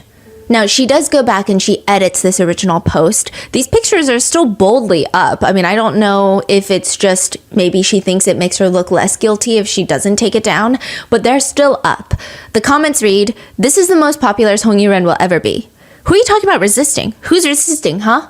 Explain, who is resisting? Others are commenting, hell is empty because all the demons are here. Netizens also report that Song Yi-ren has a personal alternate account on Weibo where she allegedly starts asking people who are questioning her online. So let's say Song Yi-ren, someone's commenting, Song Yi-ren, why are you doing this? Why were you there? Tell us, why are you so evil? And then this random account that people have connected with Song Yi-ren keeps commenting, what are you? To the person who hates Song Yi-ren. What are you? If you don't want your personal information exposed, be good. Otherwise, you won't even know how you died. Damn. It's unclear if this account is truly hers and if these messages were actually sent. We don't even really know where she is right now. Clearly, she has not been detained. She has not been really questioned. Sometimes her social media account's IP show that her location is in Jiangsu, China. Other times it shows Japan. So people were very briefly confused, like, is she fleeing the country? Did she flee to Japan to try and get away from all of this? Or is she changing her VPN so that she can throw people off from her location? Song Yi-ren has come out to state that she has nothing to do with any of this. In her statement, she says, recently I've been bombarded with online rumors accusing me of introducing these big bosses to entertainers and luring people to drink and conspiring, fleeing abroad to Japan, even calling me a murderer. These rumors and obscenities are suffocating me, significantly impacting my work, my daily life. I'm experiencing unbearable online violence. In reality, I wasn't there. I wasn't at the dinner. Like everyone else, I only learned of You Menglong's passing that morning. To offer condolences to the deceased and to clarify matters, I hereby issue the following warning regarding these online rumors. The background noise in the live photos are not related to the incident. One photo in question, it was me and 3 of my friends having dinner at a public restaurant. During the meal, one of my friends was complaining about her husband. So she's saying, he's still resisting. Oh, the friend is saying her husband is still resisting? Yeah, which is kind of crazy. What? Yeah. I thought the best case scenario for her defense, the best case would be like, oh, I was talking to this guy and he doesn't like me, but I'm still going to pursue him. He's still resisting. It's still alarming to say in that phrase. But I can't think of, or like maybe a deal. You're like trying to get a deal done and you're like, oh, he's still resisting the It's still weird. But like the way that she said my friend was talking about her husband, it makes it even more unbelievable. What is your husband resisting? Maybe he's resisting buying a Porsche. I don't know. But it's just the amount of coincidences in these live photos don't make sense. Another photo, she says, I was eating with my assistant in a restaurant. There were waiters and other guests around. I don't even know. I was completely unaware of what was being said at the time. So she's saying the smacking sounds and the what, is it painful or what? She's saying, I don't know. Those are just like waiters and other people at the restaurant when I was recording this. I was taking this photo. I have nothing to do with it. She said, I used to live on a high floor in that building. I didn't live in that unit where people are pointing out the pictures of the clothing that they saw that matches You Menglong. She says, I lived on a high floor. So this is like her way of disproving it. Oh. She's like, I lived on a high floor. That's where I took photos of my daily life, but I moved out 9 months ago. I haven't lived there in a very long time. There are some low light photos circulating on the internet. Those are not of me. This seems like she's referring to the peephole videos. I am a Chinese citizen. I have been in Beijing since the incident, and I have not fled abroad. I don't know any so-called political tycoons. At work, I have always relied on myself, and I have not done anything weird. After being cyberbullied, I've never deleted or edited any content or photos I posted on social media. I want to thank the social media platforms for their legal and regulatory cleanup of rumors after the incident. Because of my contract with the former agency expired in June this year, I was unable to speak from the company or studio. In response to this urgent emergency, I believe that if I come out to clarify, it might have been easier to focus on me. So she's saying the reason that I didn't come out forward sooner to talk about all of this and to try to disprove all these rumors is because I thought that if I came out during the wake of this tragedy, all the attention would be on me. And it would fall into larger scale online bullying and questioning. So I decided to wait until the dust settles before responding. Spreading rumors and online violence will only cause more innocent people to be implicated and hurt. After going through so much, I really hope that the person who spread rumors can apologize. I've reported the case to the Public Security Department and have entrusted a lawyer to take legal measures. In short, she denies all allegations. She says that she's still in Beijing. She has nothing to do with You Menglong's passing. In fact, if you utter so much as a word about it, she's probably going to sue you. That's her threat, at least. I will say September 28th, a new drama, The Moment I Met You, starring Song Yi-ren, went up and immediately gets taken down 48 hours later. People are boycotting this drama to hell and back. What's crazy is she's just gone back to posting normal photo dumps of her daily life. Really? Acting like none of this is happening. People are commenting, no more live photos? Oh, so you're just going to pretend nothing happened? And they also bring up Dylan Wang in a lot of her comments. So I was like, oh my gosh, what is happening with Dylan Wang? If you guys don't know, Dylan Wang is another very beloved actor in China, and he's huge. He also did a lot of fantasy shows too. Dylan Wang and Song Yi-ren were on a reality TV show together previously. And this clip is so weird. He is sharing the story about how he was invited to a gathering at Song Yi-ren's house previously, before all of this. And everybody is like, oh my gosh, like what's going on? Like tell us about it. And he's like, yeah, I mean, it was like this weird, she was having a party And the whole time, Song Yi-ren is sitting next to him and she starts looking very uncomfortable. It's like she starts fidgeting, she starts taking sips of her tea, she starts looking side to side and kind of smiling sheepishly. And he's not exposing her for anything. He's just like, there was this one incident where she was saying, you guys are tired. Everyone come over, and I prepared these foot baths for everyone. Okay, just to clarify, Dylan Wang and Song Yi-ren is on a reality show. Yes. They're sitting there sharing a story with a group of other celebrities. Yes. And this story is making Song Yi-ren looking a little uncomfortable because it's not a good, positive story about her. Yeah. And so he's like, I thought it was so sweet of her because we had been working all day, and she's like, I just want to do something nice for everyone. Like, I just want to get a foot bath for you, right? So he goes over to the party and everyone's like, there's a foot bath. And he's like, oh, this is so sweet. Everyone's like, put your feet in the bath. Put your feet in the foot bath. Put your feet in the foot bath. He's like, oh. Is this a common thing or no for Americans or no? A foot bath? Oh, maybe, perhaps not. It's like a soaking tub with hot water. It's like, maybe it's a more... I don't know. It's a very common thing we do growing up. Like after a long day, steaming hot pot of hot water, you dip your feet in there. It's like relaxes your whole body. It's like, also in Korea, they say it releases toxins. I guess it would be taking a regular bath, but obviously just your feet. You just roll up your pants, right? Yes. And so it's like a very relaxing, calming, treatment. I do want to say there's no like sexual connotations or anything weird about a foot bath. It's just a foot bath. It's like you go to a manicure or a pedicure. And so he's like, okay, everyone is very excited about me putting my feet in the foot bath, right? And there's a lot of people there. So he's like, okay, he rolls up his pants and puts his feet in the foot bath, and everyone starts laughing and cheering wildly as if like this is the most revolutionary thing that has ever taken place. And yes, Dylan Wang is a revolutionary person, but like him putting his feet in a foot bath it wouldn't warrant such a response. So he's looking around really uncomfortably and confused, and turns out it was a very mean prank. Every single person had dipped their stinky feet into that foot bath before Dylan Wang, and this was, I guess, some sort of, I don't even know what kind of joke this was. Yeah. And it seems like it was Song Yi-ren's idea, or this is her way of, I don't know what it was. I think that it's just not nice. Yeah. And so she looks uncomfortable because her entire celebrity persona is being this nice, sweet girl. And now people are saying Dylan Wang has warned us from the beginning. He probably didn't know anything dark, but he probably knew that she was not exactly who she presents, of this nice girl next door. And he shared that story as like, this is weird. Like, I felt uncomfortable by that, and I didn't like that, which is understandable. And people have been commenting his name in the comments. They've been bringing up this clip, and she's still acting like nothing has happened, going about posting her normal life. And to do that, you really have to know the right people, which again comes up. The internet thinks that her parents are heavily politically connected. And on top of that, she has a very close friend of hers. This is the person that got her into the Beijing Film Academy. Director Cheng. The rare hair director, right? Yes, from the WeChat text messages. See, they all run in the same circle, these people. That's why. And they're all such close friends. They were friends since she was 13. He was like 30-something. What can you be friends about?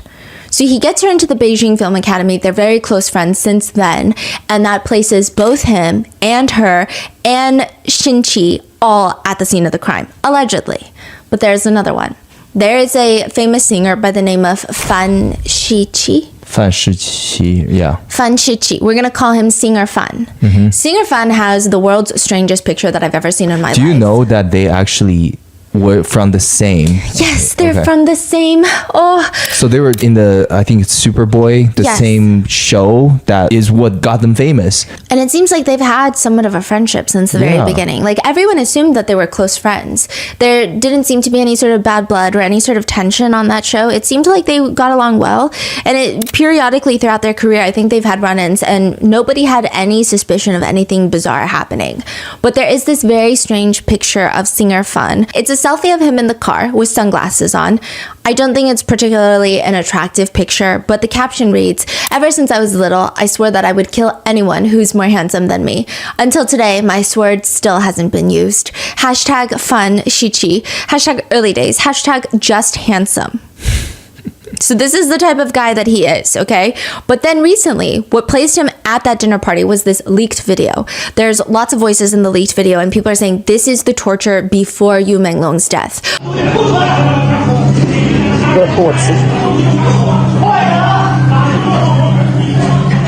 A lot of people are saying there's just no way that You Menglong died from falling off the 5th floor. That's been a huge conspiracy, is that people have this theory that he was tortured to either A, get information out of him, such as a USB. Remember, I went over that theory. People think that You Menglong finally found money laundering evidence between Xinqi and everybody else, and he downloaded it into a USB and said, I want out of this. I don't want any of this. I don't want to go to drinking parties with anyone. I just want to have a normal career. Keep me out of this. He brings the USB. They want to get the USB out of him. He swallows it, and they're trying to torture him to see if maybe he can spit it up.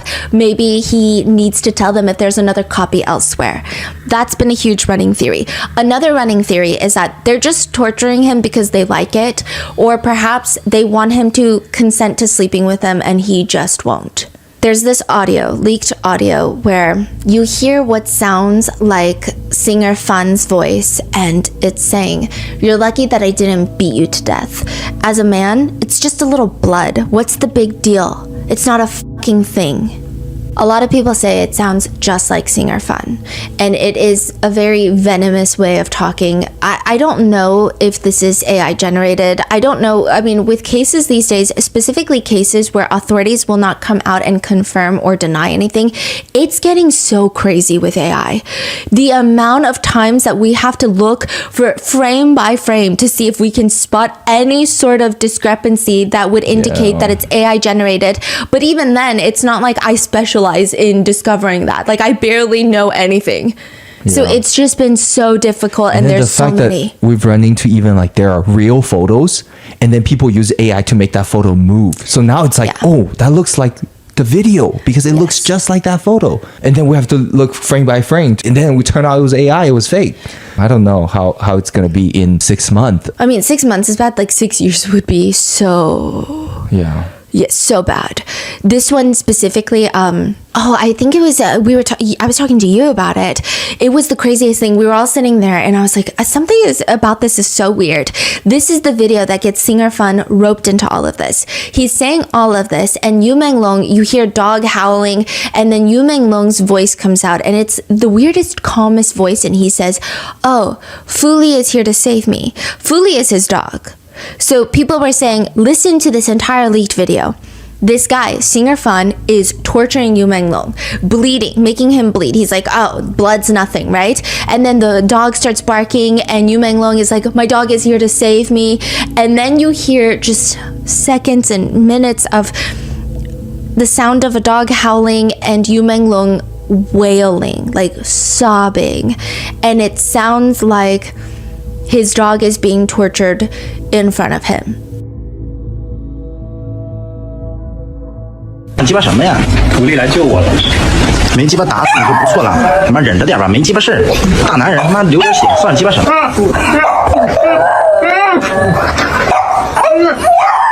But then it gets confusing, because that whole part where he says, Fuli is here to save me, his dog's name Fuli, 徒弟来救我了， that's from his live stream.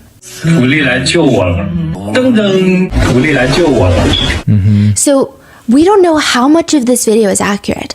Singer Fun saying that, it sounds like him, could be AI, but it sounds like him, but it could be AI, we don't know.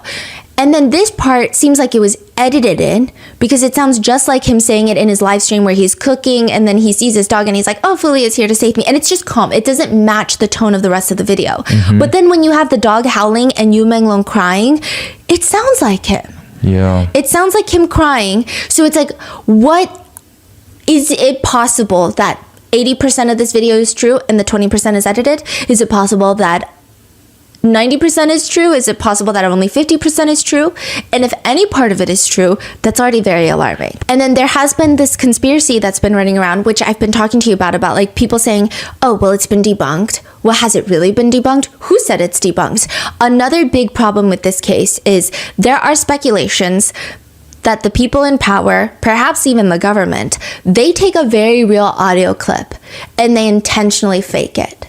because they're like, this audio clip is probably going to get out there somehow. Someone's leaking information, so it's going to get out. So why don't we put it out first, but we insert some fake audio, throw it out there. Some internet sleuth is going to say, wait, this is fake. And now this whole audio that would have been leaked as real is now fake. Yeah. Because we edited in this random little word in there. Yeah. That you can hear from his other live stream. Yeah, that's a very easy way for them to invalidate anything that's even real, right? And it's a very smart way of doing it. Yeah. Because now it makes everybody question. And I see people fighting in the comments. So it's been a whole thing of like, how much of it can we trust even if it is debunked, and like what part of it is debunked? It doesn't mean the whole video is debunked, we don't know, but it does connect to another leaked video. So in the video, people believe that singer Fan was torturing You Menglong and later tortured the dog in front of You Menglong, ultimately killing the dog in front of You Menglong. And the reason that people believe that part of the audio is real is because there's another video, a recording outside of You Menglong's residential window. And this is from allegedly a neighbor of You Menglong. And again, this could be fake, this could be real, this could be half fake, we don't know. But you just hear muffled wailing and it sounds like You Menglong sobbing, Fuli, I'm so sad, I can't do this, I'm so miserable, Fuli is his dog's name. There's so much blood, you killed my dog. I'm gonna insert the audio, but just a trigger warning, skip ahead maybe 30 seconds. I don't know how good AI content is getting, but the sounds sound very visceral. It doesn't sound like AI generated screaming. It sounds gut-wrenching.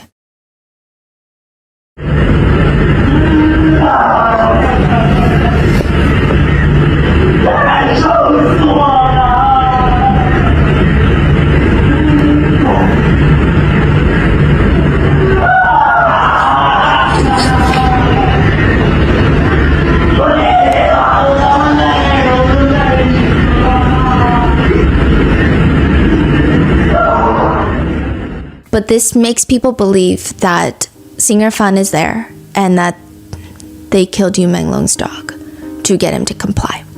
People are now asking singer Fan in his comments, what is 12 years of friendship to you? Your shameless betrayal and lies have been exposed. But what's crazier is that 4 days after You Menglong's passing, singer Fan posts on Weibo, I'm very happy. Are you guys happy? If you're happy, are you ready to meet me in Chengdu? Which was for his next concert that sold exactly 15 tickets. The comments all read, his friend is dead. What is this motherfucker happy about? Ultimately, only 15 tickets were sold for that concert. They had to cancel the entire thing. His studio tried to make it seem like he had to cancel it because he's sick, but all the netizen comments read, oh, you're not feeling well? I hope you don't make it. Hope the disease defeats you ASAP. You must not get through this. Fighting. People think it's weird that he has not made any sort of big statement disproving any of this. And the one thing that people think could debunk that singer Fan is there, the dogs. If this audio is not real, then the dogs are fine. Where are You Menglong's beloved dogs? Like, he loves these dogs. An employee of the agency that You Menglong was signed with, the one that everybody hates right now, she's like, I work at the agency, but I've been a good friend of You Menglong's forever. She says, in fact, there was a time where I was really sad and I had some bad thoughts and he was the one that stopped me. He was the one texting me. And so I don't believe that he would ever self-exit. So it must have been a drunken accident.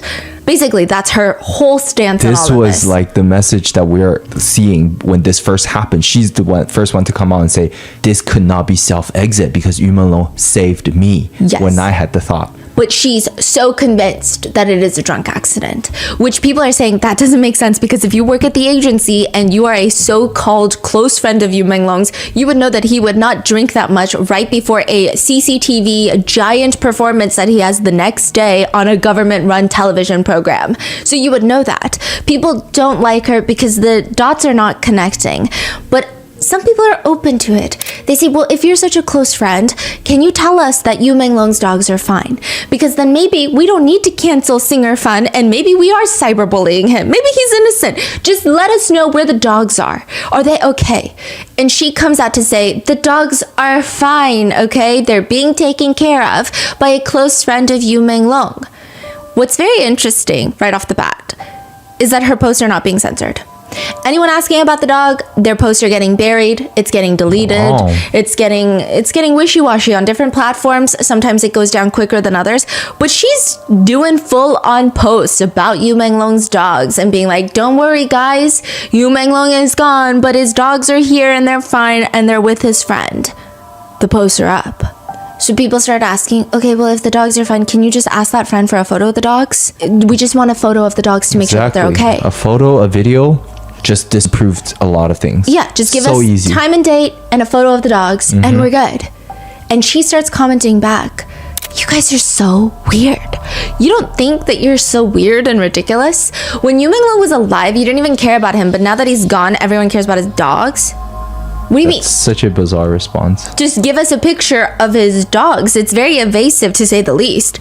This lady is also allegedly very close with Kimmy before he passed away, suspiciously. And she just keeps repeating that all of this was a drunk accident and you guys are weird for wanting pictures of the dogs, for wanting proof of life of the dogs. She's a screenwriter for the agency, but others have been coming out to say, I don't think so. I think she's politically well connected. I think she is actually running a lot of the show behind the scenes, because the way that she's coming out to make these bold statements and claims, you're not just a screenwriter from the agency. Even the chairman of the agency stepped down because of all this happening. And this screenwriter gets to go online and say all sorts of things, and she hasn't been fired. They're just letting her do this. Are you the one running things? And to that, I mean, you could just play it off as a very goofy rumor. Like, if you are genuinely just like an employee at a company and people accuse you of being Jeff Bezos, it's just like this is so goofy. This is ridiculous. Like, I'm not even going to pay attention to it because of how unrooted in reality it is.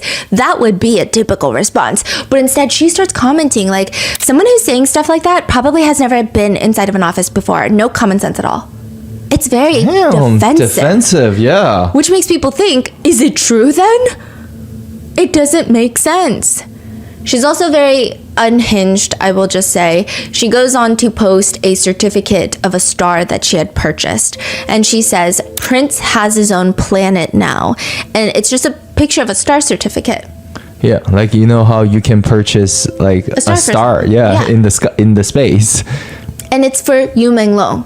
And there is a giant star emoji on there covering something, which is already strange. And on the certificate, it reads, Dear You Menglong, you are everything when you are with me, and everything is you when you are not.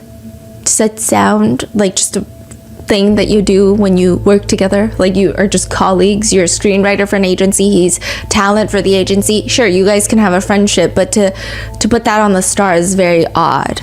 People looked up the coordinates, and the star is, you know how she put that giant emoji covering it? People look up the coordinates, and that star is not just called the You Menglong star. It's You Menglong and her name together on the star. Then at the very end, there is another word. It's an Arabic word. I'm gonna butcher it. Like, she literally named the star. It's almost like Stephanie plus Panda. Yeah. I think this is so chilling. Yeah. And she puts this Arabic word. Apparently it means like, you bury me.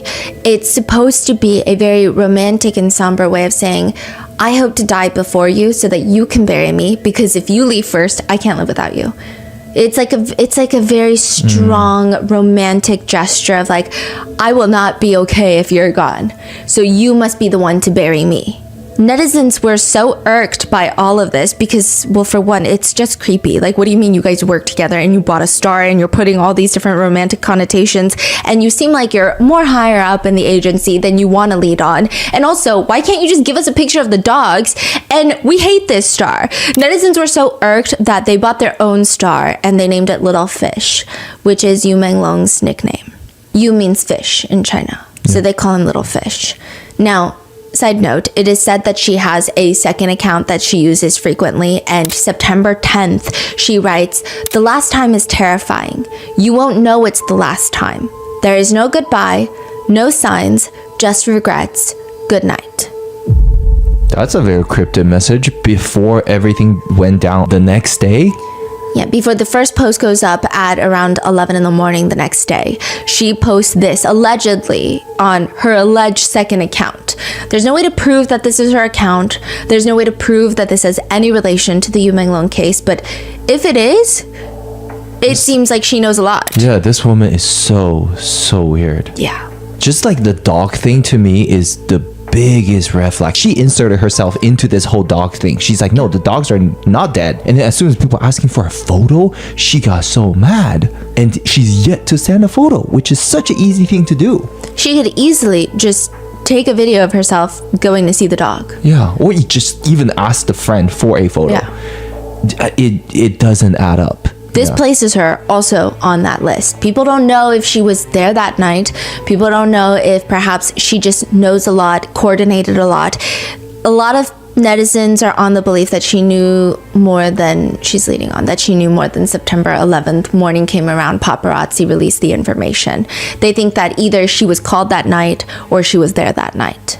Then we have the red-haired director. We're coming back to him. So the reason that he's placed at the scene is because he's always harassing young men. It seems like he was very into You Menglong. And another thing is, there is a picture of him at a fashion show the next day after You Menglong's passing, and these are paparazzi photos, and there appears to be what looks like blood on his shoes. Like if you were to step in blood and it would dry on your shoes. It's not like splattered where he would even notice. It's not so obvious where it's like, oh, no, that seems like a design choice, or that seems like this. It just seems like on the very edge, near the sole of his shoe, coming up the ridges a little bit of his sneakers, it looks like he stepped in something dark and red. It is weird. I mean, I don't remember last time I got red on my shoes. It's a very specific color. Yeah, that is weird. Yeah. It's not like brown and dirt. It's red. And he's best friends with Song Yu-ren, who has also been placed at the scene. So everyone, and remember September 10th, that night, he posts delicious, like yummy on Weibo. So again, that puts him at that scene. And then there's a new photo that starts circulating. In neighborhood forums and later on social media platforms, one of the biggest questions was, who the hell are these two guys holding hands at the scene of the crime? Which, by the way, it's not really a scene of the crime because the investigation has closed it as a drunk accident, but most people think it's the scene of the crime. They're like, who are these two dudes? Can you explain the photo again? Yes. Like the situation, what are we talking about? Of course. So this is... A lot of neighbors had gone to that building to try and see what's going on, investigate, and all the police are trying to tape it off. They're not even letting security in. It's very controlled. But outside the building, you see building 18, and at the very bottom, right before the door opens, before you get into the building, there's a bunch of police officers scattered about, and you see this man in white, and he has his back turned toward the camera, so you can't really see his face, and he's sitting on what looks like the ledge. It's a little sidewalk ledge. And then a man in black is standing next to him, and you only see his side profile. And he's like holding his hand. They look like they're caressing, comforting each other. But it's not this deep sense of profound comfort of, we are in immense grief, let's cry together. It's almost like those jokes of the young couple at Disneyland lines. Like you always see that weird high school couple that's like all up on each other, and you're like, whoa, this is Disneyland, what's going on? Like, please, let's be appropriate. Like, it feels like that. It's like they're just like holding each other's hands. It's not that inappropriate, but it's like, it's weird. It's like a calmer, comforting. The feeling I got was like, I thought maybe one of them is the one that put their shirt on You Menglong, like they're the friends of You Menglong, and they're just looking at the situation, comforting each other by holding their hands. Like, what the fuck? But it doesn't feel like a deep, profound... Yeah. Like, I'm in grief because no one's slumped over. No, I feel like if you're really that sad of a friend passing and seeing that friend pass, I feel like you'd be slumped over and someone would be like patting your back. Yeah. I don't think it'd be like, here's my hand, hold my hand while you're standing next to me. Yeah. So people thought it was really weird, but they're like, who the hell are these two guys holding hands? Because they must have been at the dinner party. The guy in white, obviously you can't see him because his back is turned to the camera. But the man in black, you can see his side profile. And people are saying it looks just like Director Chang. Now, a little bit of context. The man in black has black hair. Director Chang has bright, flaming red hair. And he comes out to say, you guys, I have had this flaming red hair for years. I've never had black hair. I didn't have black hair September 10th, September 11th, and I don't have black hair now. People are saying, okay, well, we didn't see you September 10th and September 11th, so we don't know if maybe you just dyed your hair back. But I will say the day after, when he did go to the fashion show, he did have red hair. So he's saying, that's not me, but people still believe he was there that night because of the delicious comment that he made on Weibo, that random post. He's friends with Hong Yiren. He's known to be very creepy, and a lot of people believe that he was trying to sleep with You Menglong. And allegedly, I don't know if it's true or not, I read that when Kimi passed away, he also posted delicious on Weibo. Not only that, he was obsessed with Kimi as well. People are Really? saying that his obsession moved on from Kimi after his passing to You Menglong. He was obsessed with Kimi, still posts about Kimi on his anniversary of his passing, posts all sorts of nonsense.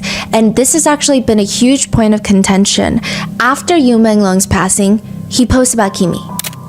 And people are like, why is he posting about Kimi? Because it's making him look more suspicious.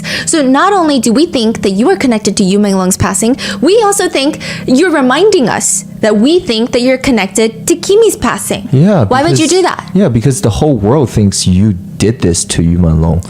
And you brought up another singer that passed under very... Suspicious Yeah. circumstances. That's a really weird action when people are thinking, yeah. People are thinking that's his way of telling people, the very powerful people, you know you need to protect me, because he's getting a lot of the heat. Him and Hong Yiren and the singer Fan are getting a lot of heat right now because there's just a lot more to dig through. A lot of the other people, yes, they're powerful, they're well connected allegedly, but Oh my God, there's that not makes a lot so of much sense There's now. not a lot of conversation about them because you don't really know Yes. that much about them. You don't have them doing interviews, you don't have them doing outrageous things on camera, you don't have Oh my social God. media posts. So the to message study. is not for the public, it's for those people Yeah. who's involved, you know, allegedly. Wow. It's the allegation is like, hey, you remember what I know? Let's not forget what I know. What exactly is he posting? Do He's you posting know? about, like, I've talked to Kimi's parents posted this video because he should have turned 37 this year, but he's gone. And I'm just posting he will forever be youthful, which again, people think is weird because he does have an obsession with young boys, men, right? It was just like very vague and weird stuff to the point where people are like, okay, we think he's posting this to remind these powerful people, since he is one of the few getting dragged through the mud. Don't forget that I know a lot of stuff too. But if he's not the guy in the black shirt, because people are saying, we think that he was there, but we don't think he's the guy in the black shirt. I mean, like, the side profile is alarmingly similar, but you're right, he does have black hair, and Director Chang always has red hair. Who are these two guys holding hands at the scene of the crime? That's where Ji Guangguang comes in. Ji Guangguang is the owner of the apartment building in which You Menglong passes away from. He's a writer, screenwriter. His biggest work was, I think it's a show called Come On, You Are the Best. He's also written some books. According to an online detective, he is the homeowner and he was the host of the dinner party, and he's not necessarily the most successful, but that just means he's well connected. He's politically powerful. He loves Rolex watches. He loves spending a lot of money, but he doesn't really have the success to back it up. So, like, he must be one of the politically well-connected people as well in there. It just doesn't make sense. So those two watches were allegedly his Yes. in Yu Menglong's pocket. Yes, if it is true that there were Rolex watches, people think that it was his. He seems to be a huge fan of the brand Rolex. That is so weird. Shi Tao is Ji Guangguang's husband. So they think that Ji Guangguang is the man in white and Shi Tao, his husband, is the man in black comforting him. So they are at the scene. But we don't really know that much about him. We just have this rumor that Ji Guangguang's father was the former premier of the state council. So it seems like there has already been allegations at the forefront since a long time ago that he is very politically well connected. But being politically well connected is not necessarily a bad thing until now. So they get placed at that dinner party. And Ji Guangguang doesn't really make any statements that are convincing. He just goes off to immediately turn off his comment section. And people think that is very suspicious. There's also another photo of him where it's a very blurry photo of him inside of his apartment unit. And it looks just like what the apartments units look like in this building. It looks like the window that You Menglong fell out of in the back of this photo. So we've got Ji Guangguang, we've got his husband, and that husband is definitely not Director Chang. But Director Chang is placed at the scene of the crime. And then he goes on to keep fighting it. He's like, I'm not going to shut up about this. I'm going to post these WeChat photos. I'm going to show you guys my messages. And that is how Tian Hairong gets placed at the scene of the dinner party. The billionaire widow Yeah. that allegedly also wanted You Menglong. Tian Hairong, her husband was at one point one of the richest men in China. He went to prison for money laundering. He died suspiciously in prison, and she inherited billions of dollars. She has been friends with the red-haired director for at least the past 20 years. And people are saying she is the money behind all of this. I mean, yes, all of these people are politically well connected. What does that mean? They have boatloads of money. They've got a lot of it, but they're using their political connections to get away from this scot-free. They're going to have the authorities not investigate. They're going to shut it down online. It's going to be censored. But what about her? If you've got no political connections, so people are saying everyone can be the fall guy. You can be the fall guy. If people are thinking that You Menglong was murdered, let's give them a murderer. That's the easiest way out of this. Why does it have to be this hard? Why do we have to have all these rumors and these conspiracy theories? They want a murderer? Give them a murderer. That's usually what bad people do. So why is there no murderer being placed at the scene of the crime? Why is there no fall guy? And so you've got people thinking, okay, well, maybe Song Yiren was just a madam that was working in the business, but people are like, there's no way, because then she would have been the easiest fall guy. Shin Qi, he might be related to the head of the administration, so there's no way he's going to be the fall guy. Director with the red hair, he's telling them straight up, allegedly online, I've got so much information, you don't want me to be the fall guy. Same with the manager, You Menglong's manager. Maybe they know too much information. Then you've got Ji Guangguang and his husband. Perhaps they're so politically well connected that they're not going to go down for it. And now you just have Tian Hairong. She's a billionaire, but it's a little bit different in China, where billionaires have so much power. They do, but they don't have as much power as they would in America. They are still subject to the head of the administration. At the end of the day, they are not the top dog. And so why can't she go down? They could just say, hey, she's a creepy widow and she was obsessed with this guy. He didn't want her because she's older and like maybe he doesn't like her. Whatever. She got enraged. She kicked him off the building. She pushed him off the building. She hired one of these random people off the street to push him off the building. They could have made her the fall guy. Allegedly, she is the pockets in all of this. Neighbors have reported that people were going around offering tens of thousands of dollars per resident to not talk to any media, to not talk to the police, and to just shut their mouth. Don't post anything. Don't go on Instagram. Don't go on Reels. Don't go on Threads, which is where a lot of people have been circulating information. Just shut up, and here is money. People did calculations. You're talking about tens of millions of dollars. The only person that would have quick access to that kind of funds is Tian Hairong. It doesn't make any sense. Additionally, some people said that they didn't take the money. There are allegations that netizens there did not take any of the money. They didn't want it. And they were perhaps talking to some reporters, posting a bit online. Their tires were allegedly slashed. That has been the rumor that's been going around. They've had red paint splashed on their doors. And within days, a lot of the units in this complex go up for sale. These units are going up for sale at crazy discounted rates.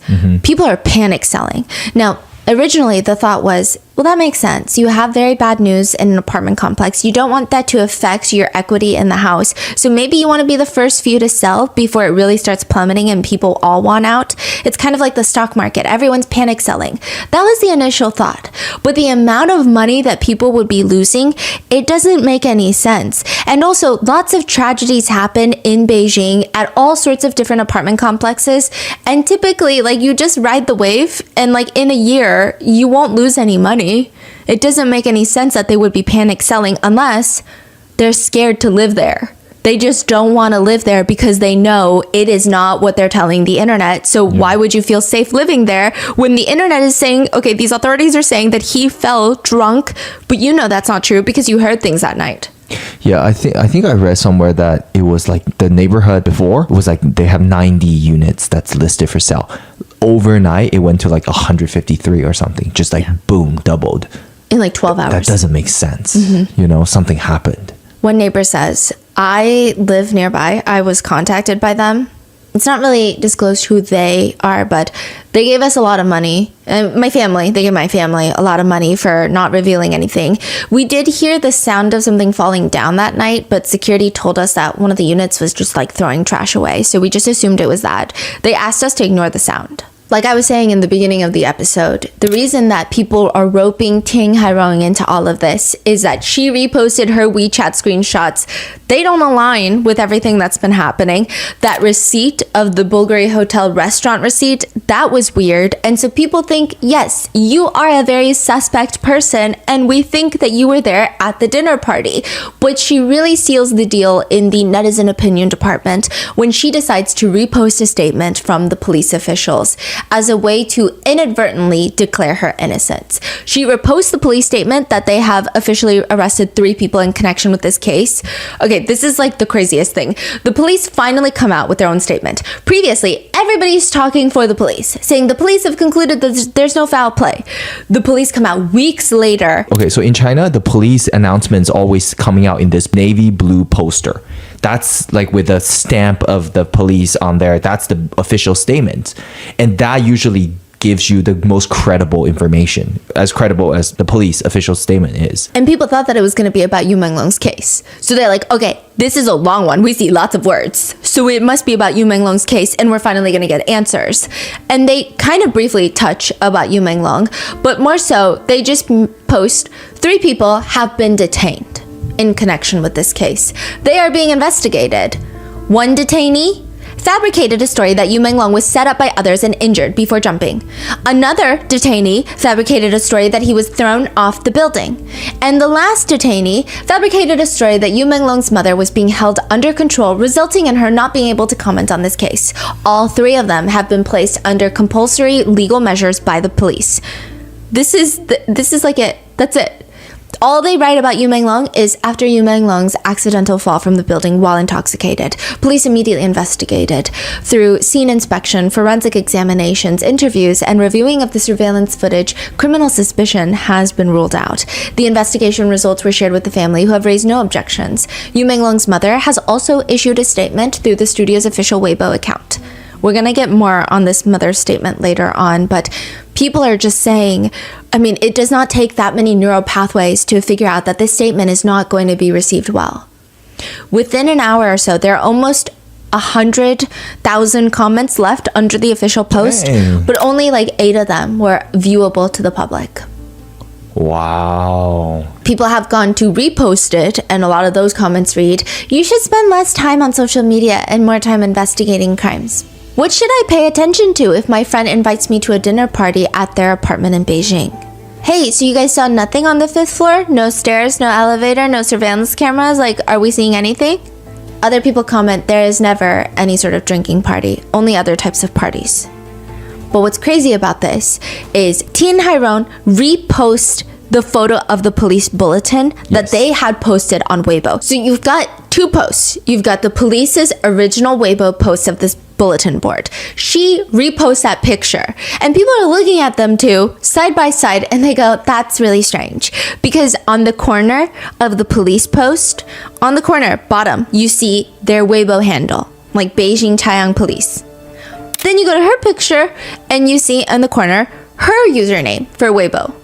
But it's not a bunch of jumbled words. It's not her username on top of the police username, which means she must have had the original bulletin. She must have had an original copy of what they were going to post.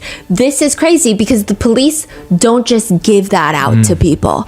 Police don't really go out of their way to give their statements and official postings to people for fun.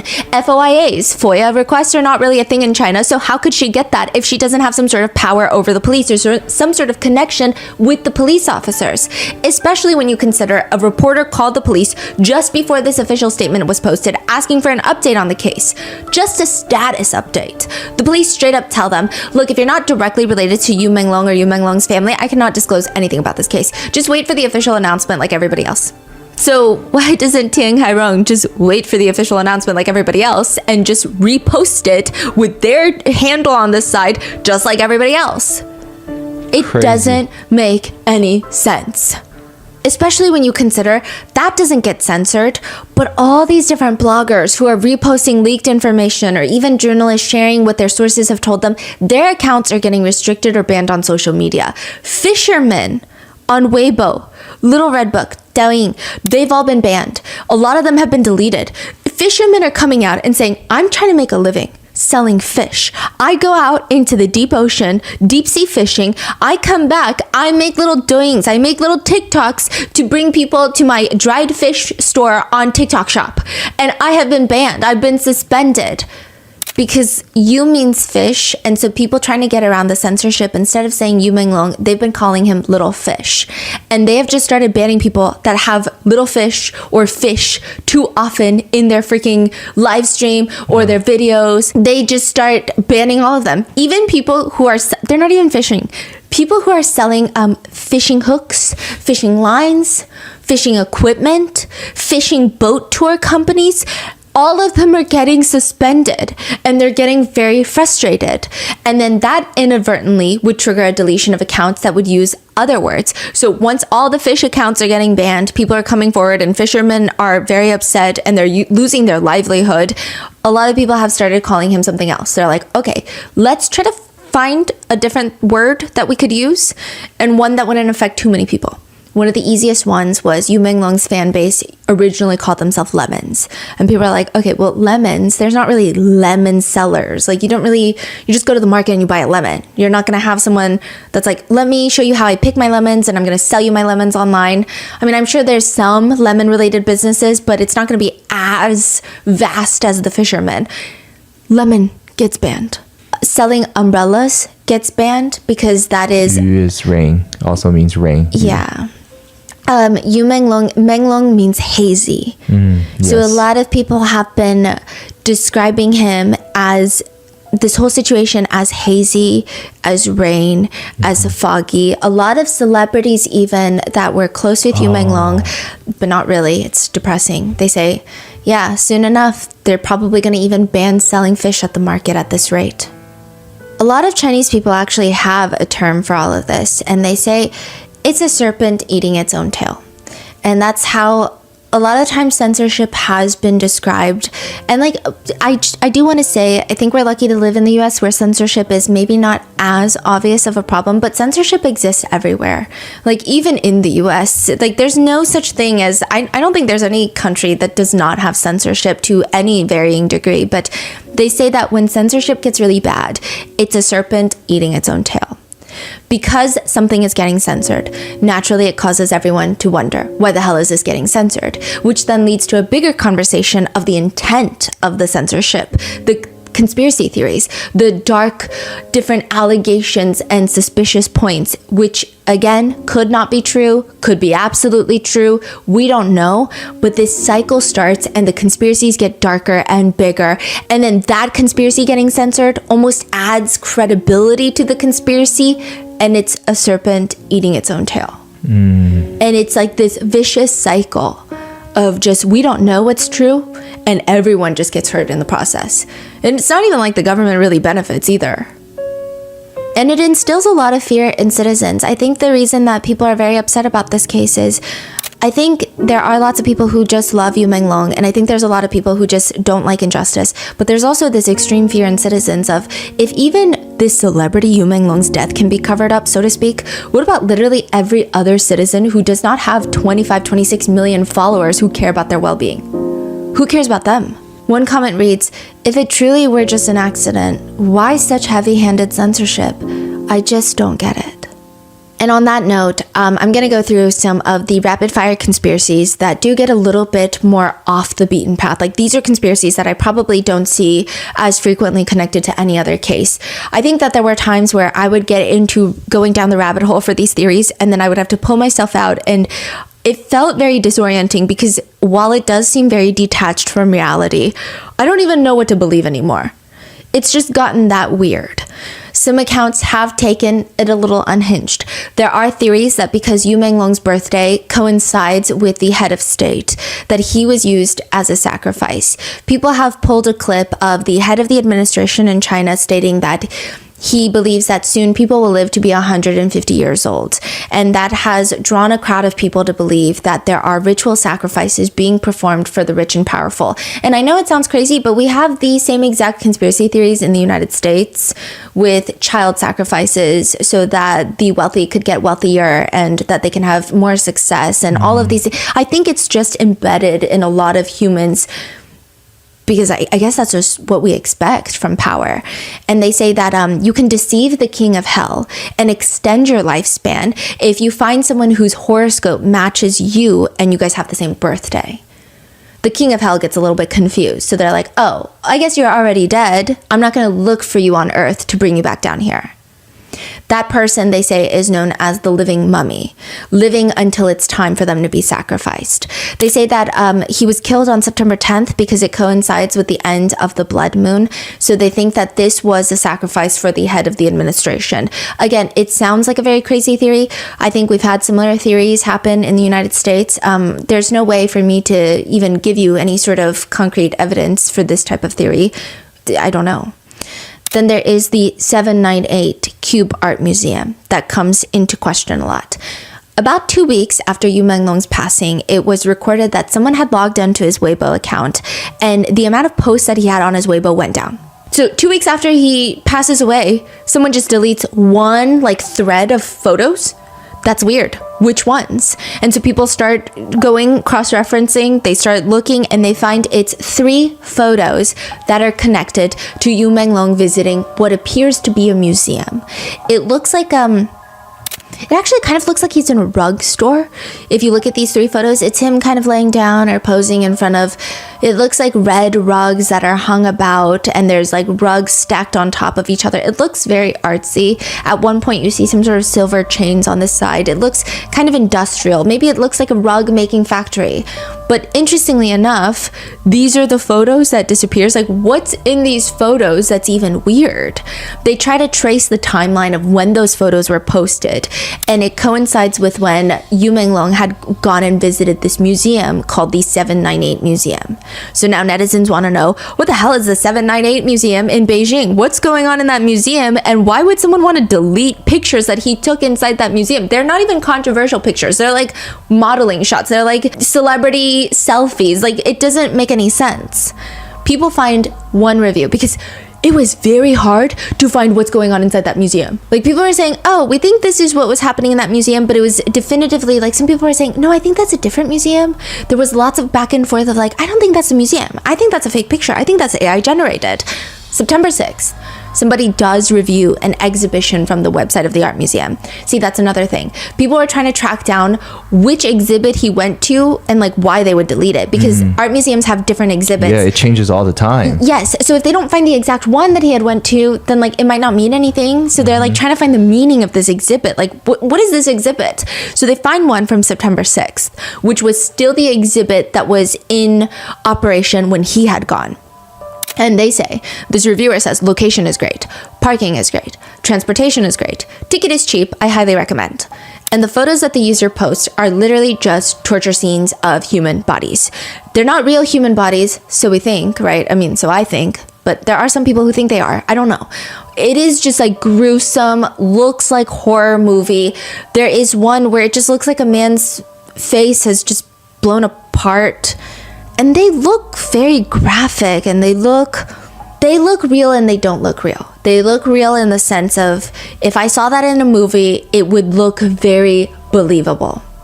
I would say, whoa, that does not look super fake. It doesn't look like a clay figurine. It doesn't look like bad CGI. But they don't look real in the sense of, if these are real, the decomposition wouldn't make sense unless they're preserved somehow. So it's this very weird, I know some people are saying these are real humans, but they would have to preserve it's just, overall, it's a weird exhibit. But art is subjective, I guess. But more than that, the organizer for this very gory, very bloody exhibit is Ji Guangguang's husband. The owner of the apartment, his husband is the one that runs this exhibit. The guy in the black shirt. Holding Ji Guangguang's hand. People wanted to make sure. Are we sure though that this is the exhibit that he went to? They cross-reference photos from this user, and they cross-reference the photos that were deleted on Weibo. And it's pretty clear that that is the exhibit that he visited. You Menglong did not post any of the gory exhibit, but he posted next to it where there are rugs being hung about. There's these like chains that are being hung about. He posted there. And so why would they delete that? And why does it seem like there's not that much information about this specific exhibit online for people to see?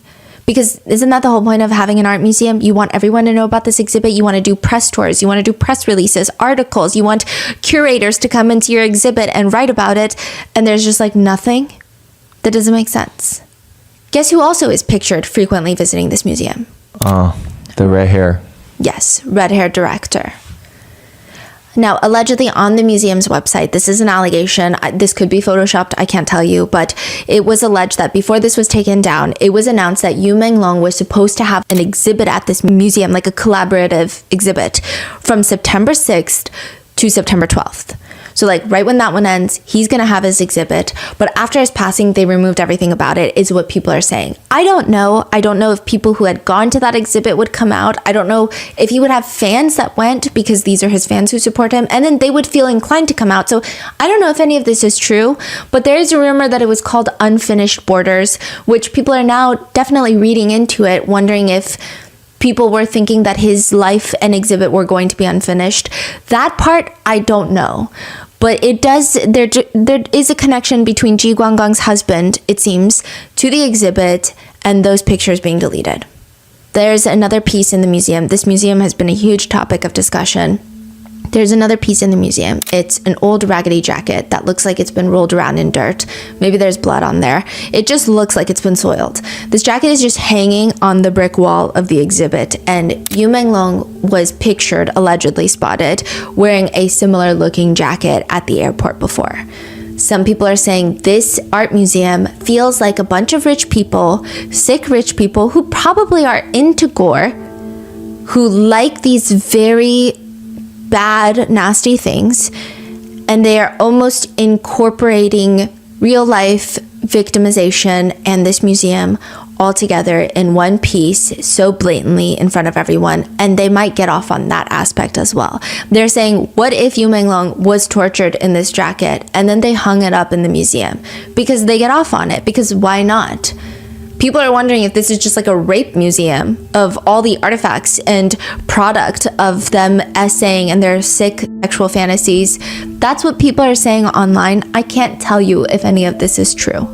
I will say the jacket does look similar, but that jacket could be just like a, I don't know, a Uniqlo jacket, a Target jacket, like a jacket that everybody wears. I don't know. Like hanging a jacket is like, what kind of art is that even? Yeah. So weird. Everything's so weird there. Then come there's even more about the museum, by the way. There's like this conveyor belt that people have been posting online. And again, I haven't physically been there, and like I'm just getting so cautious about AI generated content. So I can't tell you definitively if this is even a picture of the museum, but they say, you know how you go to a dry cleaner and they have that conveyor belt where they hang the shirts and they push the button and it just rolls. It seems like instead of shirts hanging, it's like skin suits hanging. It looks like someone just skinned someone's torso and then hung them on this conveyor belt, and it just keeps moving around and around. And the skin looks very realistic. A lot of medical professionals allegedly have been posting online like, hey, so I work in the medical field.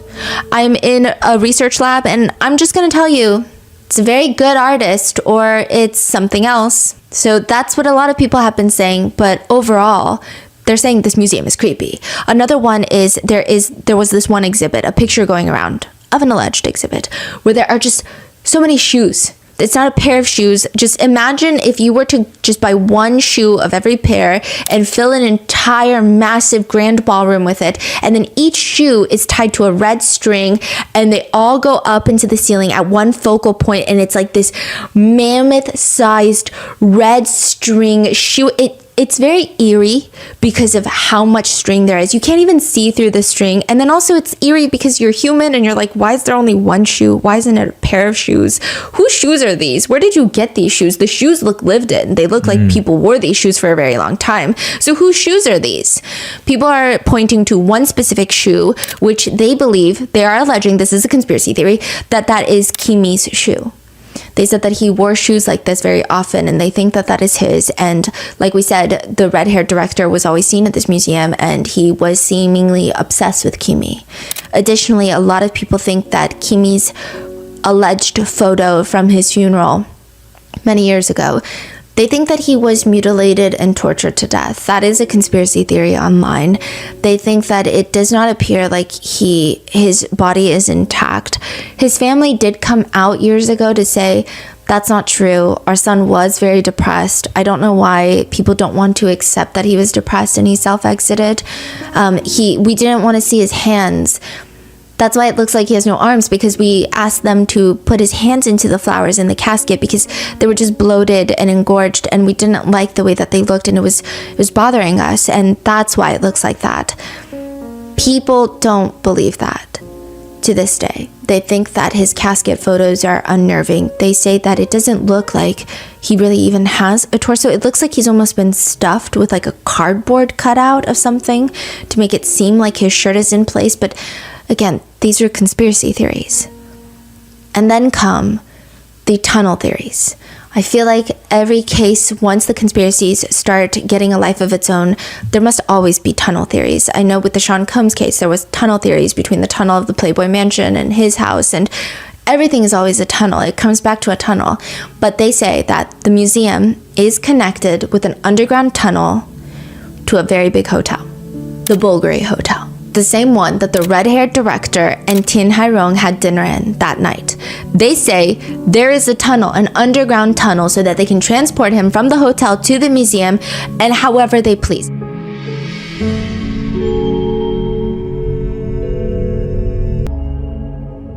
I will say when you look at the map, they do seem like in some sort of perpendicular parallel line. But again, cities are built on perpendicular parallel lines, so it's not necessarily the most alarming thing, but I don't know.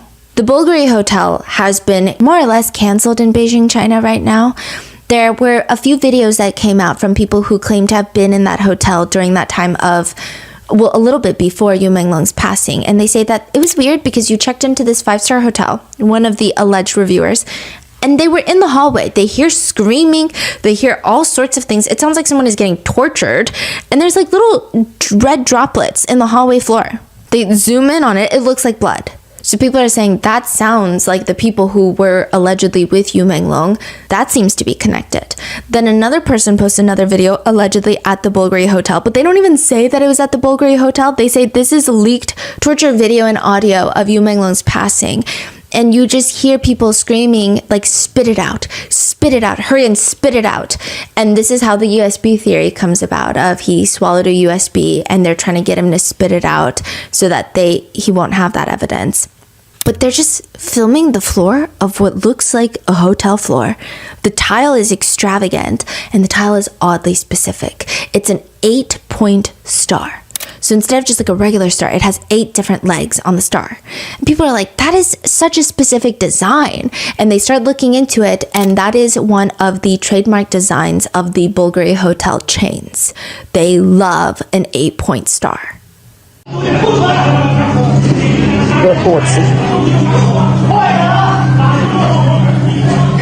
And that is how the Bulgari Hotel, the museum, they all become points of captivity in this theory of what happened to You Menglong, as well as the residential building.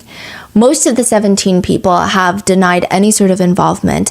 I just went through the core group of people, but all the other ones, there's not as strong evidence tying them to. These are the main ones that people are focused on. They have denied any sort of involvement. Some of them have come out to say they don't even know You Menglong, to which netizens are now, I don't want to say they're making jokes, but they're sarcastically asking all these people, oh, nobody knows him? Then whose house did he go to for the dinner? Who was at the dinner with him if nobody knows him? Other netizens are saying, fine, I guess we were the ones at the dinner party then, because nobody else was. One netizen says, wait, nobody knows You Menglong but us? Only netizens know You Menglong? They're just providing character statements almost for You Menglong. Wait, is the light flashing behind you? Do you feel like it's flashing or no? I don't know. Okay, continue. I'm sorry. People just want someone to be transparent. And someone maybe is. September 12th, the day after You Menglong's passing, someone claiming to be You Menglong's cousin comes out on Little Red Note to release a statement that very quickly gets banned, but it reads, I'm Long Long's cousin. Long Long is You Menglong's nickname. Right now, Auntie, Long Long's mom, and several other relatives are in Beijing, keeping watch over Long Long's body and waiting for the police's final investigation results. The autopsy results haven't come out yet. Auntie and the other family members landed in Beijing late in the night of the 11th, and the family is mainly focused on taking care of Auntie, so please don't worry. And he goes on to list a few very strange things. First of all, nobody alerted the family. This is what the so-called cousin allegedly claims. No one alerted the family that You Menglong passed. They found out through social media just like everybody else on Weibo. The cousin claims a few things in this post that are alarming. The police said that it was an accidental fall. According to them, what happened was pretty much what the media reported. So he's saying like the police haven't given any of our family members any additional information. They say that they were drinking at the friend's house until around 4 a.m. and then Long Long went into the bedroom, locked himself in the bedroom. And then at around 6 a.m., 2 hours later, the dinner party guests, they decide to leave and they go downstairs and they discover that he had fallen, and a neighbor walking her dog also discovers that he had fallen, and the police are called to the scene. Police take statements of everybody there, and everybody said that they were very close friends of Long Long. But this cousin is saying, I have talked to other people in this agency that I believe were close to Long Long, and they have told us specifically, the family specifically, that Long Long doesn't even know these people that well. Like, he's not friends with these people. He doesn't even know them like that. He just went because his manager asked him to. He also goes on to state that a few very strange things have happened. Long Long left his phone on the living room sofa. So he goes and he locks himself in this guest bedroom of a person he doesn't even really know. Because again, they're like, we don't even know that he knows these people. But he's going to sleep over at their house after getting wasted. It doesn't make any sense. And then he's going to leave his phone on the living room sofa and then go into the bedroom by himself. He also states that there were footprints on the windowsill where he fell. There were dust on the screen window that was found underneath his fingernails. There were marks of his feet scraping the screen window downstairs. He says that police spoke to the neighbors and all they know is that there were like 3 bottles of liquor and 3 bottles of beer that were drunk, but there were no signs of drug use. Like, there was security cameras in the hallway captured everyone going upstairs, but nothing else. They didn't capture the fall. They just happened to be not working that day. That's what the alleged cousin, claims. The cousin also claims to say that statement that was released by Long Long's dissolved agency, that was written by the police and posted at the police station. He's saying this is weird. Like, it just doesn't make any sense. He's saying like we're not really learning anything. And after arriving, police asked for the entire family members' mobile and WeChat numbers and the hotel that the family had to stay at. They couldn't even book it themselves. They were like, no, the talent agency must book the hotel for the entire family. And we need to know which hotel and we need to know which rooms you guys are staying in, just so we can coordinate better if we need to reach you. But he's just saying it feels kind of weird. Additionally, he alleges that You Menglong's apartment where he lived in, family members aren't allowed in. Which, if this is a drunken fall, it's not a crime. Why can't they go into his apartment? It's not taped off. It's not a crime scene. He ends the post with, I understand a lot of this is necessary for the investigation and handling to control the media attention, but there are still so many things that I just really cannot understand. Initially, people believe that this is not You Menglong's cousin, that this is some random liar on the internet. But the alleged cousin, goes on to post a family photo which includes You Menglong in there. And back in 2011, You Menglong's account posted a comment under the cousin's page. So this is pretty much valid. It is the cousin. Yeah. And then later, he goes on to post once more. The police came looking for me. Four of them. 2 cops, 2 detectives showed up. I'm not going to be updating this any further, so if you guys are looking for updates, you guys can just unfollow me. Then another later post.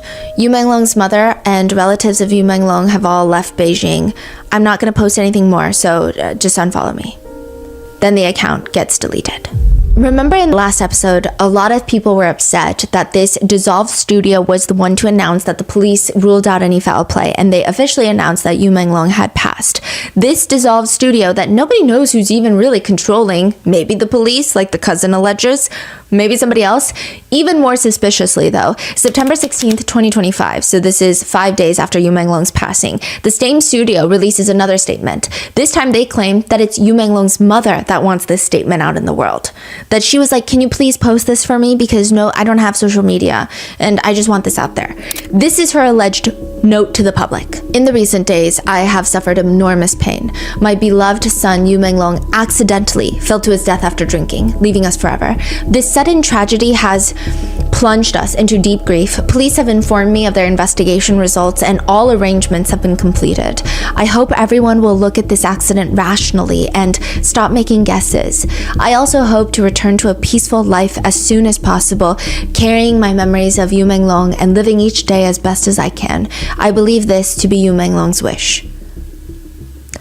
Netizens do not believe this statement to be real at all. Chief among those reasons, they don't think this is a mother who could write such a formal, official-sounding statement so soon after her son's passing, and even if she did believe that her son's passing was an accident, there's no celebration of his life. There are no kind words to her beloved son. There's no personal touch. The rumors are harmful. Stop asking questions. Move on. That's the theme of her message.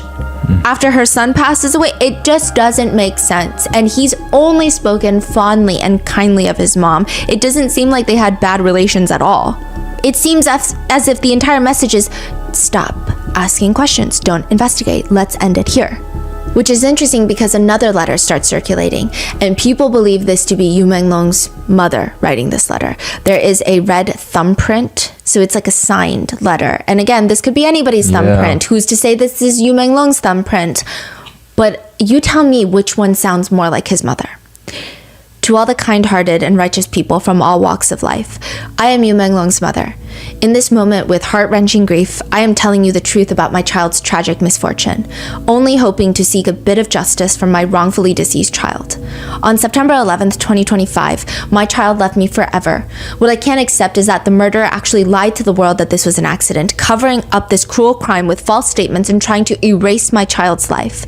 They fabricated lies, confused the public, and attempted to escape legal punishment by relying on their power, but they forgot that a mother's love and memory for her child will never be covered up by lies.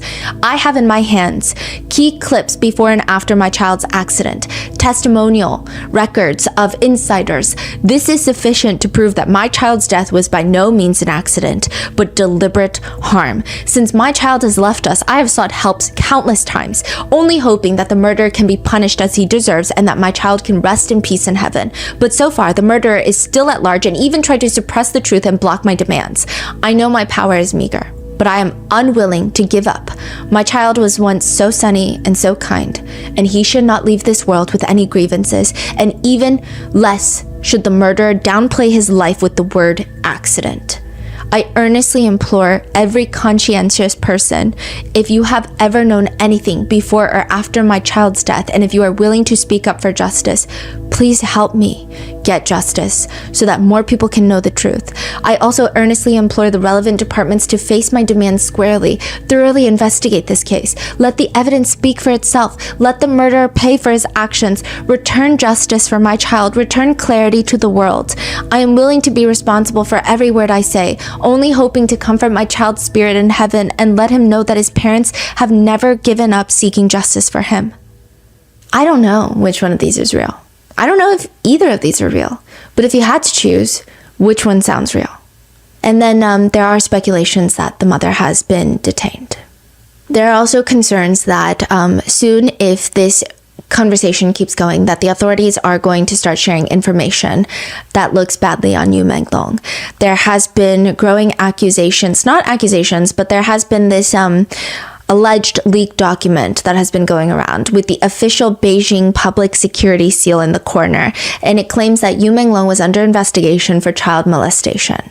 Nobody believes it, and I know that these are things that we should not cast doubt on, but with everything I've told you so far, could you believe this without further proof? Yeah, what kind of person would make something like this, right? This is crazy. I don't think there's anyone online that actually believes this. So one person just comments, it's really depressing that he tragically dies and then he becomes an enemy to the government overnight, but nobody knows why. There is a video of You Menglong where he is seen interacting with kids, and people are saying like, I mean, look at him. He says in the interview, if I didn't get into the entertainment industry, I would have become a teacher. A lot of people have come forward to say really amazing things about him. His former middle school teacher has come out. 这是我的学生，我还记得啊，他的英语学得特别好，他的理科呢要差一点，但是呢，有时候把他叫到办公室去，提到他的作业做得不好的时候，他总是笑眯眯的，你就没有办法用这个狠话去批评他，因为他总是那样温和的。这个事情我可能会一直要带到余生都要去关注了。前几日开始吧，就是给自己安排了一个任务，每天呢发一个朋友圈，然后每天发一个不一样的，不是为了让别人点赞，就是想让别人知道啊，看到的啊，他的点点滴滴呢，我把它保存下来，然后每天发一个不一样的。不是为了让别人点赞，就是想让别人知道啊，我们新疆走出去这样的一个好青年，他捐款过，而且还支教过，因为又有多少青年能做到这一点呢？ It seems like a lot of people say that he likes to live in harmony with the world. That was his energy. He was never super extroverted. He just seemed almost like that peaceful, wise character that's always there. Even 10 days after his passing, there was a donation made to a charity. And people saw his name and they were very emotional because it seems like he has these donations on autopay. It seems like automatically every month he's donating to people who need it more than he does. And as of right now, that's all we know about You Menglong's case. I don't know if we will ever know more. But it does seem like every time someone suspiciously dies, the conversation seems to get bigger and it seems harder to censor it. And the first video that we posted about You Menglong's passing has been age restricted. I don't think that it's nefarious. I don't think it's anything related to any sort of government entity. I think it's just the content of the story is just, it's going to be age restricted. So it's inadvertently suppressed in its own way. What are your thoughts on this? What do you think happened? And do you think we'll ever get answers? Let me know in the comments and be safe, and I will see you in the next one.